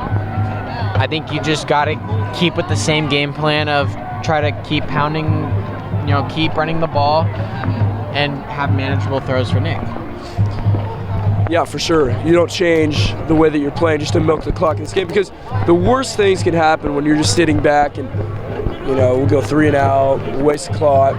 All of a sudden they come down and score, and then you're put in a pressure situation, and, there's no need for Roseville to do that. If they manage, if they keep playing like they've been playing, they can finish this game with another score and win by 3 touchdowns. I'm honestly thinking it would be impressive if they held Whitney to 7 points this whole game, though. Yeah. No, their defense has really outplayed themselves so far tonight. Hopefully they can keep playing this way for one more quarter.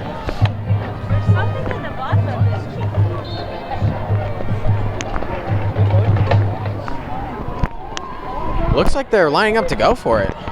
Oh, just kidding. They pulled a Whitney on Whitney. That happened earlier in the game.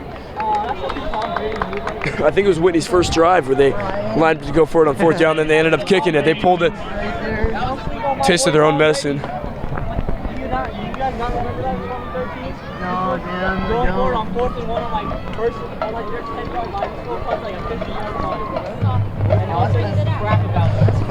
So the punt and all, very good field position for the Wildcats here. Trying to get something going, they have to. This is the time, 11:55 to go here in the 4th. 1st down 10 from the 42 of their own. 21-7 Roseville in the lead. Cruz takes a snap, looks left, throws there. Miscommunication and just unable to execute tonight. So far, Cruz has missed some pretty easy throws. Execution hasn't been there, I agree. And I'm not saying it's all on him. His wide receivers have dropped some balls. But, I mean, that's a perfect example right there. I mean, I think Roseville would have wrapped him up pretty quickly after he caught it, but it was still not a great throw. Yeah, I thought Whitney's passing attack would be a lot more versatile tonight for sure. You got to give credit to Roseville. Yeah? Again. Did Jimmy deflect that? Had to be deflecting. It looks like Jaggers was in on the pass rush there. Big 82 tonight. MVP of this game. No question. Hands down. Yeah, do we have a who? Can we see who deflected that? Jimmy Jaggers. Jimmy Jaggers unanimously having the most impact for Roseville here tonight.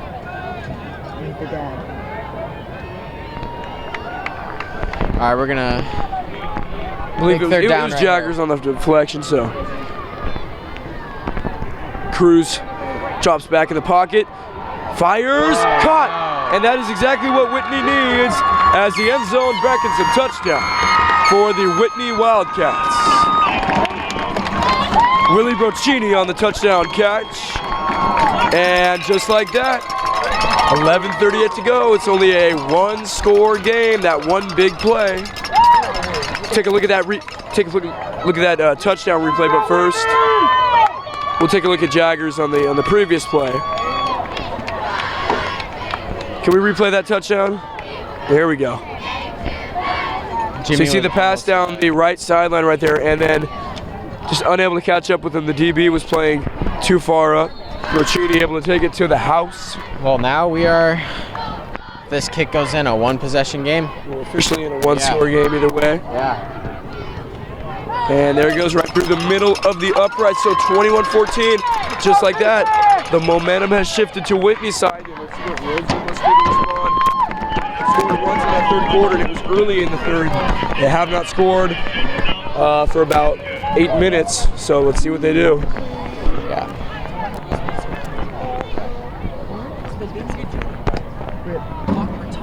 So you could look at running the clock in this game, or you could look at attacking, because you don't want, even with a lot of time ran off, giving Whitney a chance to come back and get the tying score. So if you're looking at it, Welker, I think you got to be a little bit more aggressive than you were before, giving up a score that early. I mean, look, we're only 22. That's good math. Yes, 22 seconds into the quarter, they've already given up a score. So it's only a one-score game. Yeah, no, I mean, I think Roseville's got to have a nice long drive here. And they've been able to put a couple of those together tonight, so we'll see what happens.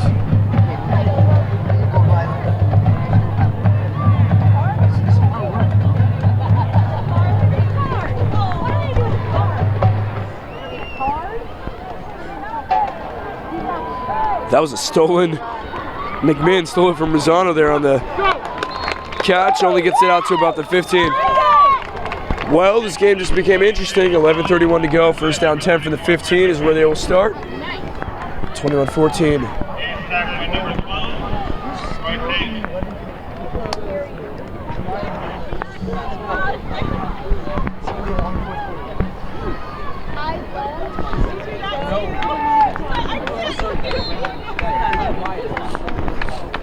We got it clocked at 9:21 p.m. This game, I believe the Antelope game ended at like 9:30, so we're in for a fourth. Welker, we said this is going to be close. Hear the helmets and the pads smash. There was Rosano.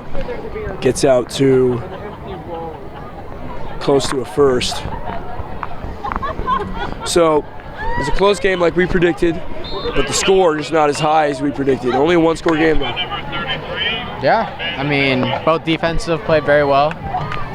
I think Roseville's offense has done a better job so far tonight. Entirely, yes, I do agree. And it's crazy to think that it's only a one-score game. McMahon in motion. Oh, Fake the handoff to him.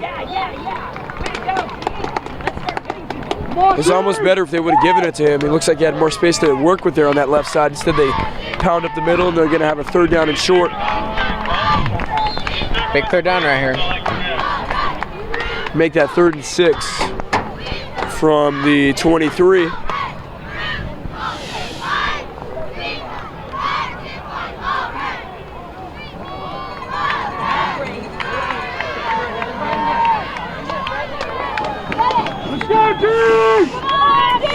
Big third down here for Roseville. 10-10 to go. Marte drops back, throws. And that one is incomplete. Intended for Crawley on the left sideline. So with 10 minutes, 8 seconds to go. 4th and 4. How Roseville has dominated this game. Roseville will still have the ball. We're unsure if they're going to go for it or not. Nope, punt team comes out. 3 and out. And Whitney, honestly, being honest, I know we're from Roseville High School, we broadcast, but I try to be as honest as I can, both sides, as fair as I can. Roseville has played a better game so far, but Whitney, doesn't matter to them. They have a chance to tie this game at 21.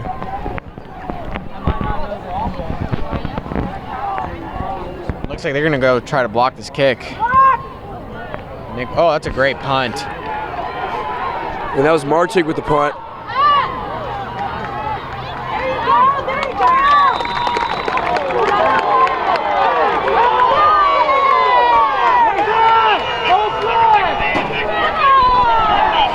We're going to go ahead and take a look at that play. Controversial.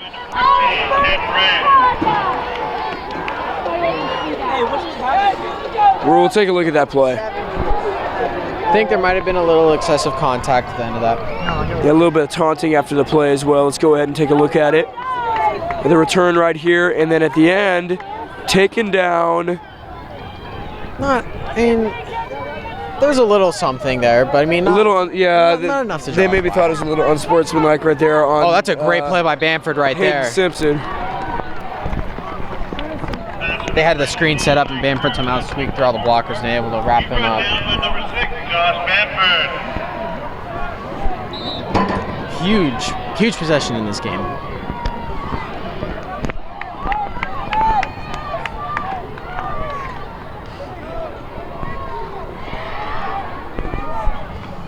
That was a 1-yard loss. 2nd and 11 for the 46. Again, you see Whitney starting with really good field position.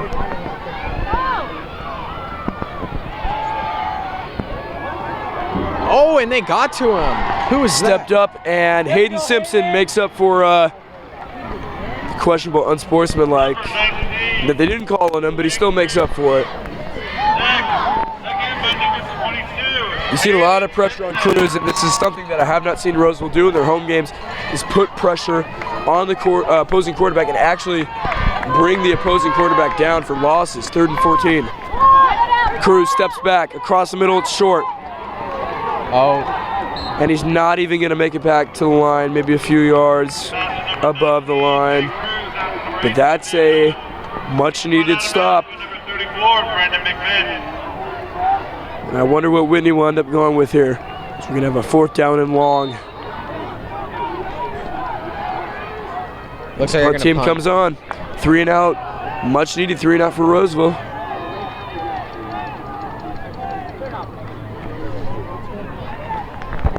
Great stand by Roseville right there.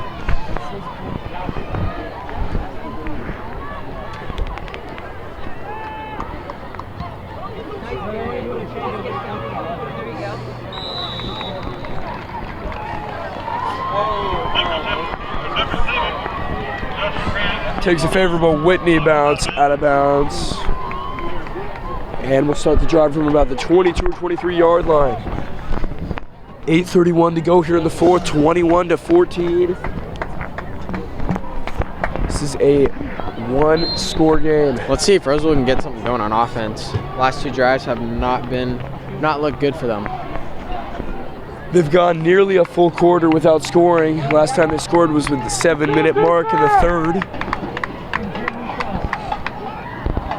It looks like Flag. offsides. So a free play.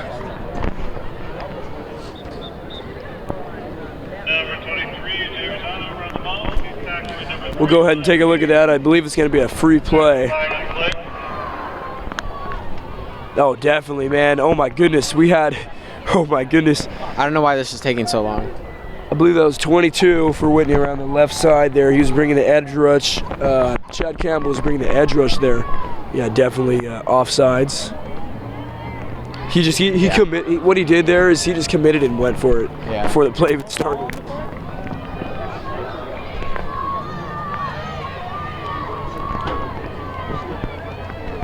All right, so now 1st and 5 for Roseville.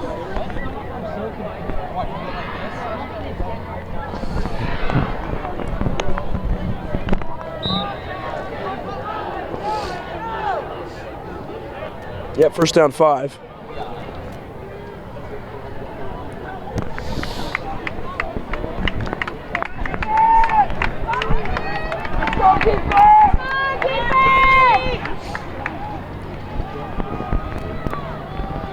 Oh, Snap and run, LJ Rosano. There he goes. That's a squirt through right there, and he's going to get tracked down. What a great But Jay play. Rosano, he went through the tunnel, and he came out into the light. Right there, Jay Rosano. What a run. Roseville needed that on offense. They needed a big play like that. Jay just was able to squirt through.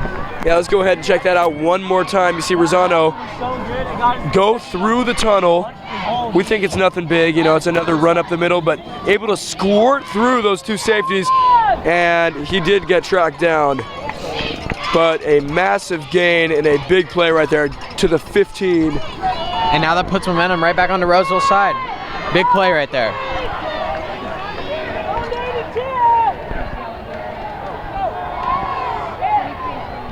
Rosano again, carrying him with him, putting him on his back. He's wearing a big backpack right now, Welker. He is. A KD size backpack? Sorry, I had to bring a reference. He used to wear those big backpacks. Come on, didn't matter what team he's on. Let's leave the Warriors out of this. I did not mention them. No, I need the clip. This fool's about to jinx us.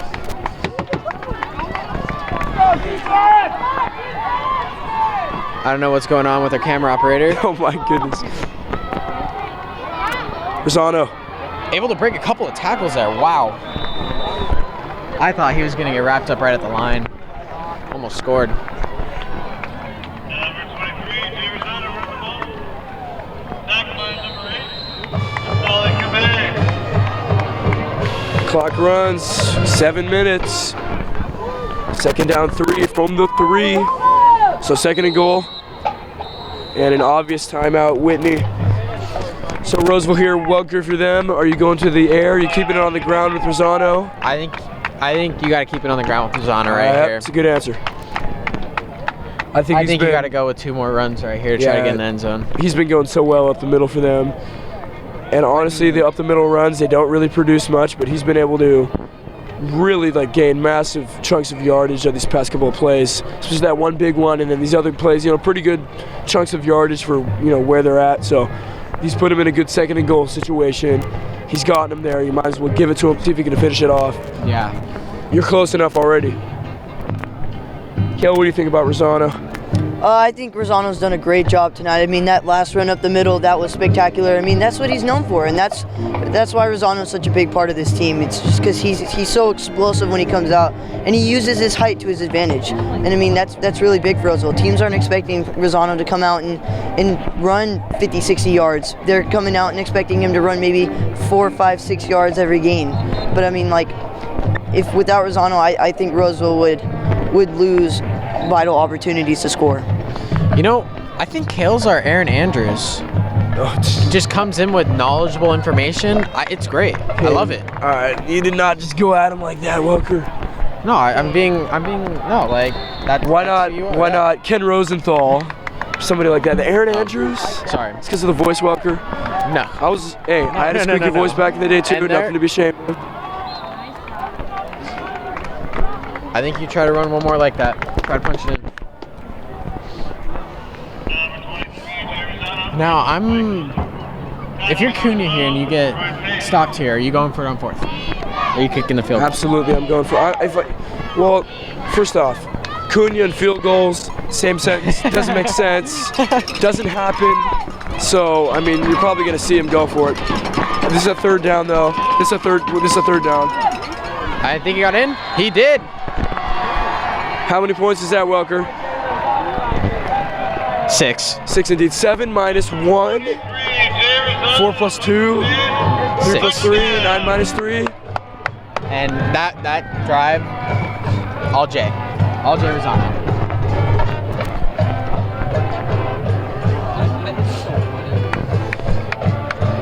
Yeah, we'll give you that replay after the extra point by Evanson, and that is so big for Roseville with just about half a quarter to go here. 21 seconds more than that, to be exact. And to put that up on the board is big time. I'm telling you, Whitney's had that pressure around the right side the whole game. I feel like he's going to get blocked every time.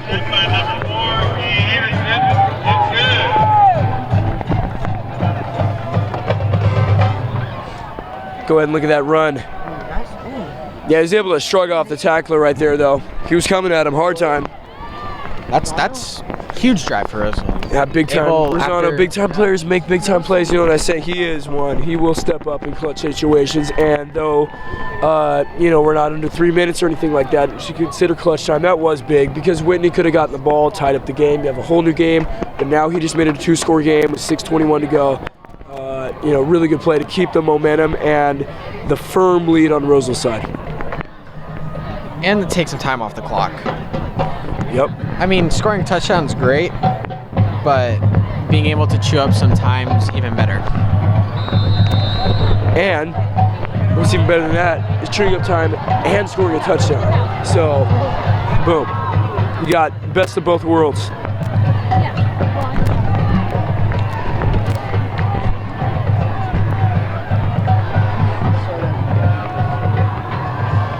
Another short kick.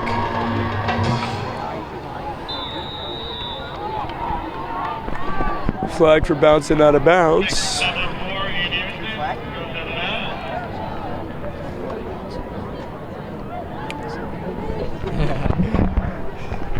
Some preseason action. 98-94 Suns over Lakers. Just in case you're wondering, probably weren't.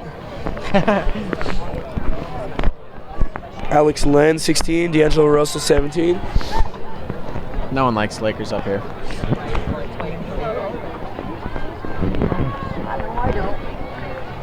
Not a D'Angelo Russell fan?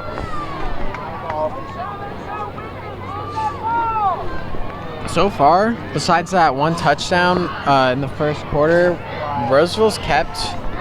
Who is it? Who is the number 7 for Kraft? They've kept Kraft quiet. He's their main receiver, 2 main target. Junior to junior, Cruz to Kraft.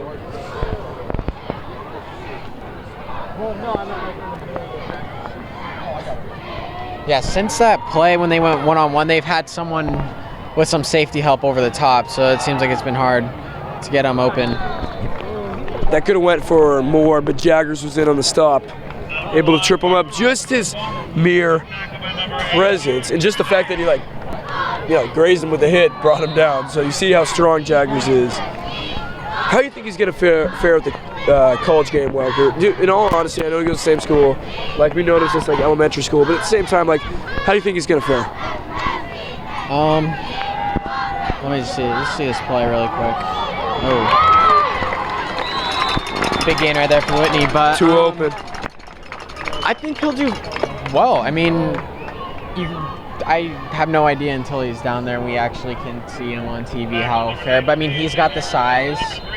He's got the strength. He's got the speed. It's just going to see if he can translate that over and be productive in the college game, especially at a high level at a Pac-12 school like UCLA. Yeah, flex fly. He's got a lot of competition. He's got Stanford. He's got this type of school. He's got to go up against USC. At the same time, tight end position is one of the most popular positions in football now because they can block, right?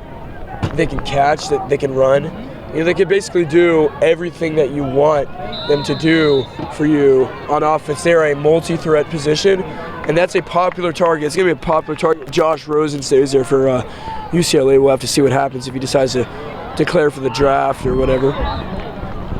You know, something I was not expecting tonight coming into this game from Whitney was all these quarterback draws. Ton of quarterback draws.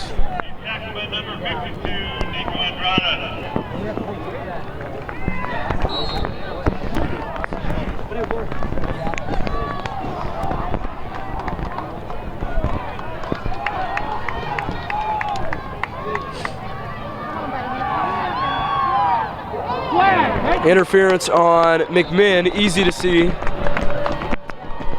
He pushed Kraft in the back. I'm not sure what the booing's about. I think they're just booing just for the heck of it because that was a clear penalty. So pass interference at the spot of the interference. Roseville needs to get a kind of buckle down right here.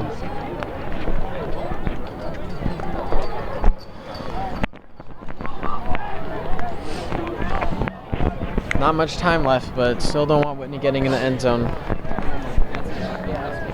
Yeah, really, because Whitney still has, well, they only have one timeout. But one timeout, and, you know, they got the clock still to work with here. This is Cruz steps up, throws up the middle, intercepted. Bad throw. That's right to Nico Andrade, it looks like, number 52. And Cruz was trying to target Royce Height on that play, but just threw it way to the left of him. Well, I guess to the right of him. From his view, would have been to the left, Big but play anyway. for Roseville. Check it out on the replay. He just overshot his receiver to the right.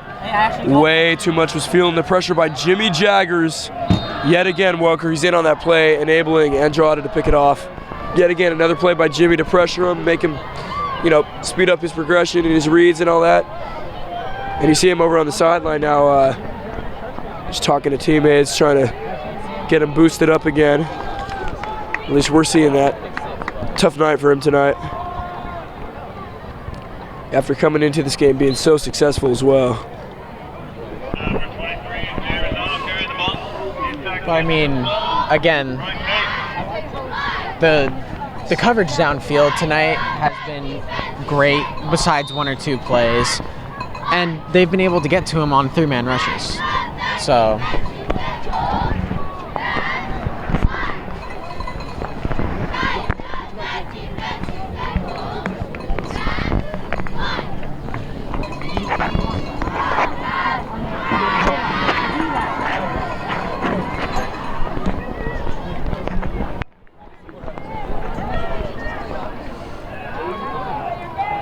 Gotta imagine a lot of runs. like a So false it's not what Roseville wants. Stopping the clock. 3:51 to go. Up by 2 scores.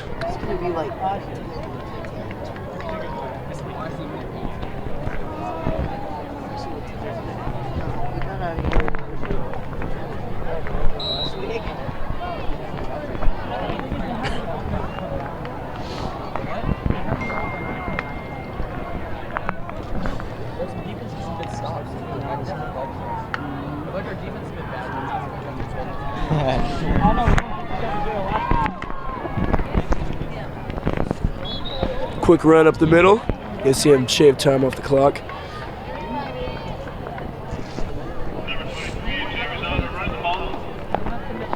third and long for Roseville. 74, Xavier Caldwell.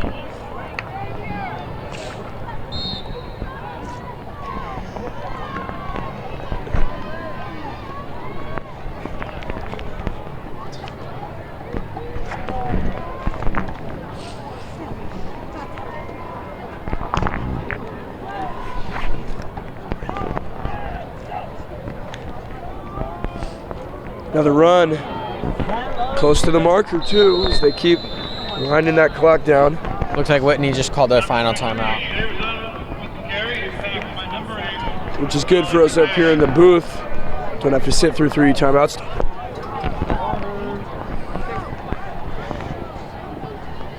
At 28 to 14, 3:06 to go.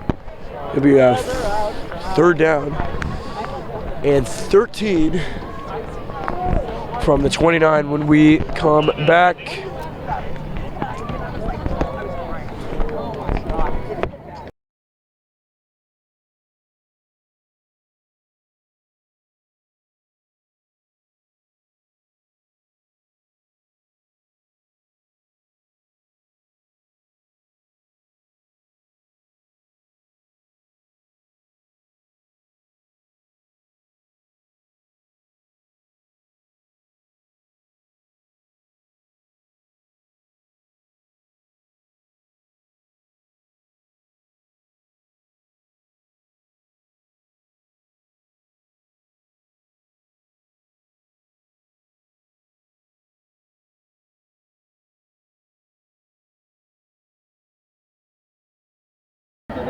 Who? Or what? Let's go to. Hey, I turned it back on.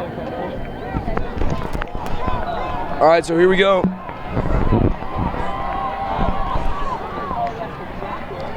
Whitney sideline calling out a lot of plays, trying to get these players off the field. Too many men on the field here.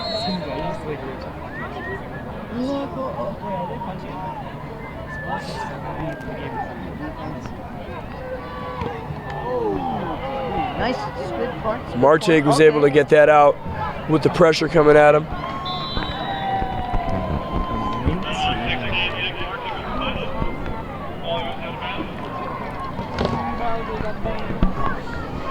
.257 to go here, and we're gonna have one more chance.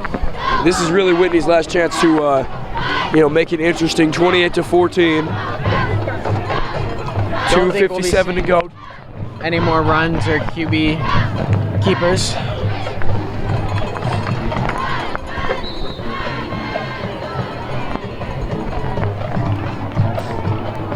Defense has put their team in this position to win this game, so let's see if they can finish it out right here.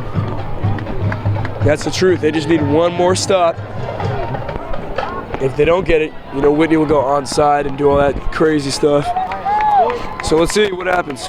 28-14. Pass out, short pass.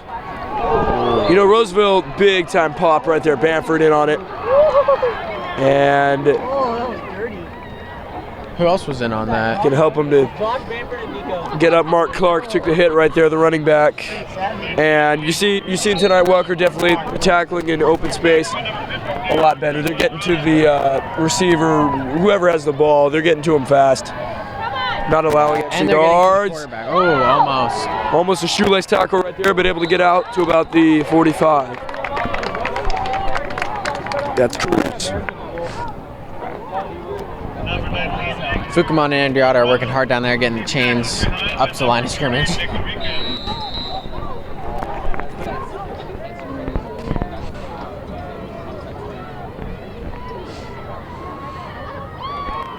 Instantly throwing right. Oh, and another interception. Who is that?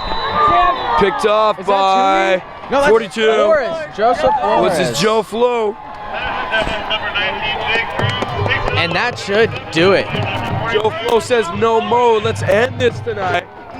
2:05 to go. Yeah, we're gonna look at this again What a one more big player. time. Number 3's down on the count. Joe Flo says no mo. Just a high throw, and that is good to go. Interception. Oh no. Stop it. I need to stop. Too much. 2:05 to go, and this game is all but over if Roseville can just milk the clock. No more timeouts for Whitney. What a great game for their defense. Seriously, their defense. What a It was game. an all-around solid game. Because I look at the Casumas game a couple weeks ago, and I say their defense really won that game for them. I say both sides made an equal contribution in this game tonight.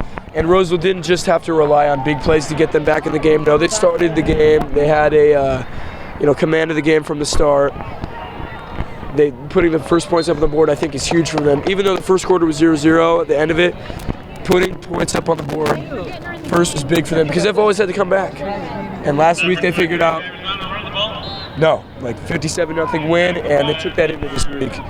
28-14 over a very good Whitney team. So Roseville with this win will move to tied for second place in the CVC. Do we have any update on the Antelope game?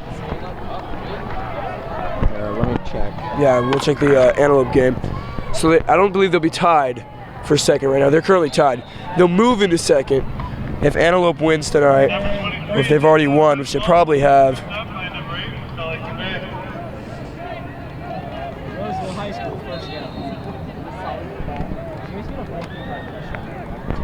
We'll check for you later on Max Preps. But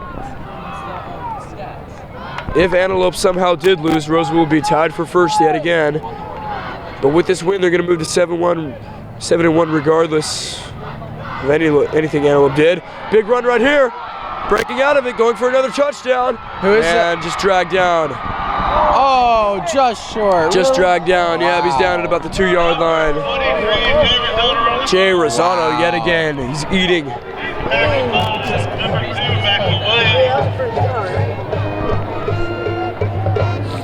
Dang it. Wait, 31? Are you serious? Let's go ahead and check out this replay right here. Rosano at the end of the game. He's not stopping. He's not trying to go for moderate yards. No, he's breaking out. Beautiful slow-mo on the replay. Running by his defenders and just getting dragged down before the goal line. Roseville trying to pack it on. They give it to Rosano, and he's in. Touchdown for Roseville, Wow. 6 up on the board, and this one is going to move them to. You thought they were going to have 35. Okay, so you got one thing right. I got you. Okay, Welker.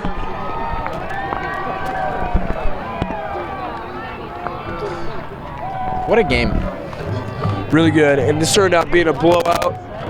Really, though, I think the fact that it was Roseville had to keep working to retain the lead the whole game and stay on their game instead of it just being. I think that really helped them in this game. Oh yeah, and the score right now doesn't show it as a type of a grind. They had to grind this win out, but they really had to work for 3.5 quarters to be up by the 2-score lead. Whitney was not giving them anything easy. Yeah, at the end of the night, you'll look at the scorebook and you'll see 35-14 if he makes this. But really, it was a lot closer than that. Man, dude, I just can't get over that guy coming off every time. Anyway, man, that's it. 35-14. You can basically call it. Yeah, I'm going to go ahead and look up the Antelope score right now. Cole, or Kale, what you think about that? I thought it was good. I think they could have done a little bit better, but I mean, I'm not complaining. I mean, they got a touchdown out of it. Like I said, Rosano, his explosiveness, it's super key to this team. And yeah, they're really going to miss that next year. But I feel like there's a lot of incoming sophomores next year that are really going to impact the team. I think quarterback Alex Nichols is going to be really good for them on the offense. Even though he plays quarterback, I think he's going to be really good for them next year. Well, for sure, and we got to mention the JV team. We highlighted them this week on the I Have the Tiger show, and they moved to 8-0 tonight. I believe they put up 35. I honestly believe it was the exact same score. You might be right. I think it was 35-14 they won as well. So, wow, 2 35-14 wins here tonight. So JV is 8-0, varsity is 7-1. It's a good year to have to be our senior year, Welker, with some good teams at the school, bro. 35-19 in the JV game. 35-19.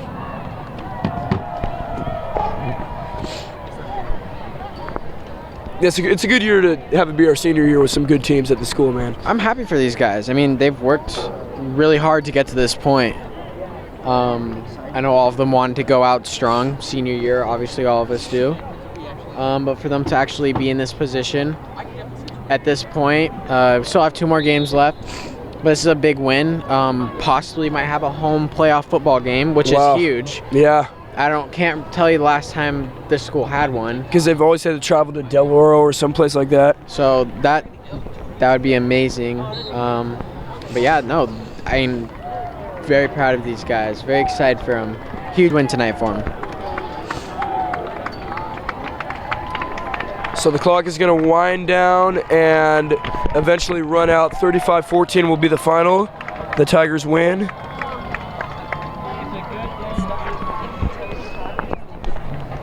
And check in on this Antelope game.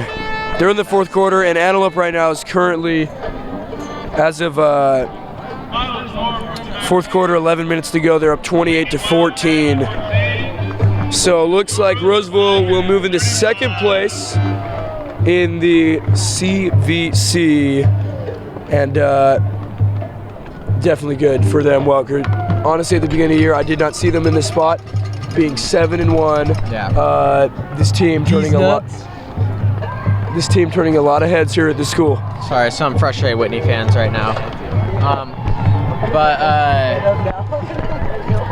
Yeah, no, I mean, this is huge for this program, huge for this team, huge for the school. I mean, me and you both, we thought Roseville would win, but I mean, to be completely honest with you, I did not think they would dominate on the defensive end like they did tonight. Yeah. Surprised with that, but you know, thought it would be a 1-score game. Like I said, the final score doesn't reflect how the game was. It was close throughout. I mean, they were. But Whitney they was pulled down away. by 1 touchdown with 11 minutes to go in the 4th. Yeah. And Roseville pulled away from there, but yeah, they end up winning by 21. I mean, it's just crazy. Yeah, they put up 2 more scores. And we've been talking like who's the player of the game, and you could give that to a lot of people. You could give that to the entire defense almost. I mean, they batted balls to the line of scrimmage. I definitely got to say Jimmy Jaggers though. Oh yeah, no, I would say Jimmy. Big time. Had a one-handed touchdown catch with the left hand to give Roseville the lead going into the half, and then they didn't look back from there. They never gave up the lead in this whole game. Besides, they were down 7-6. Anyway, that's it. Roseville team huddles up here, Jimmy, with his breakout night. Finally, I'm glad that they went to him. He is, you know, the player on this team, the player that people game plan for. And I know it's been hard to target him, get the ball to him, but I'm glad they finally just decided to say, you know what, he's our best, you know, threat. Let's go to him. Yeah, and it worked tonight. I mean, you saw what happened. He was able to get into the end zone, 2-point conversion, big plays down the field. And just like the little plays, you know, being able to rush the passer with 2 guys on him, be able to deflect the ball at the line of scrimmage, that sort of stuff. So Roseville with this win moves to 7-1 overall, 2-1 against Whitney in the last 3 years. 2 wins coming here at home at Hanson Field, and that will be it for the Tiger Sports Network EOTSN's broadcast of this varsity football game of the Roseville Tigers, who are now 7-1. Whitney Wildcats dropped to 6-2. For James Jones, Brian Nuevo, Connor McKibben, Cale Gibson, I'm Josh Carson alongside Ben Welker, and we are signing out from Hanson Field. You all sound like you do a really good job, by the way. Oh, thank you. Yeah, you're Thank you welcome. very much.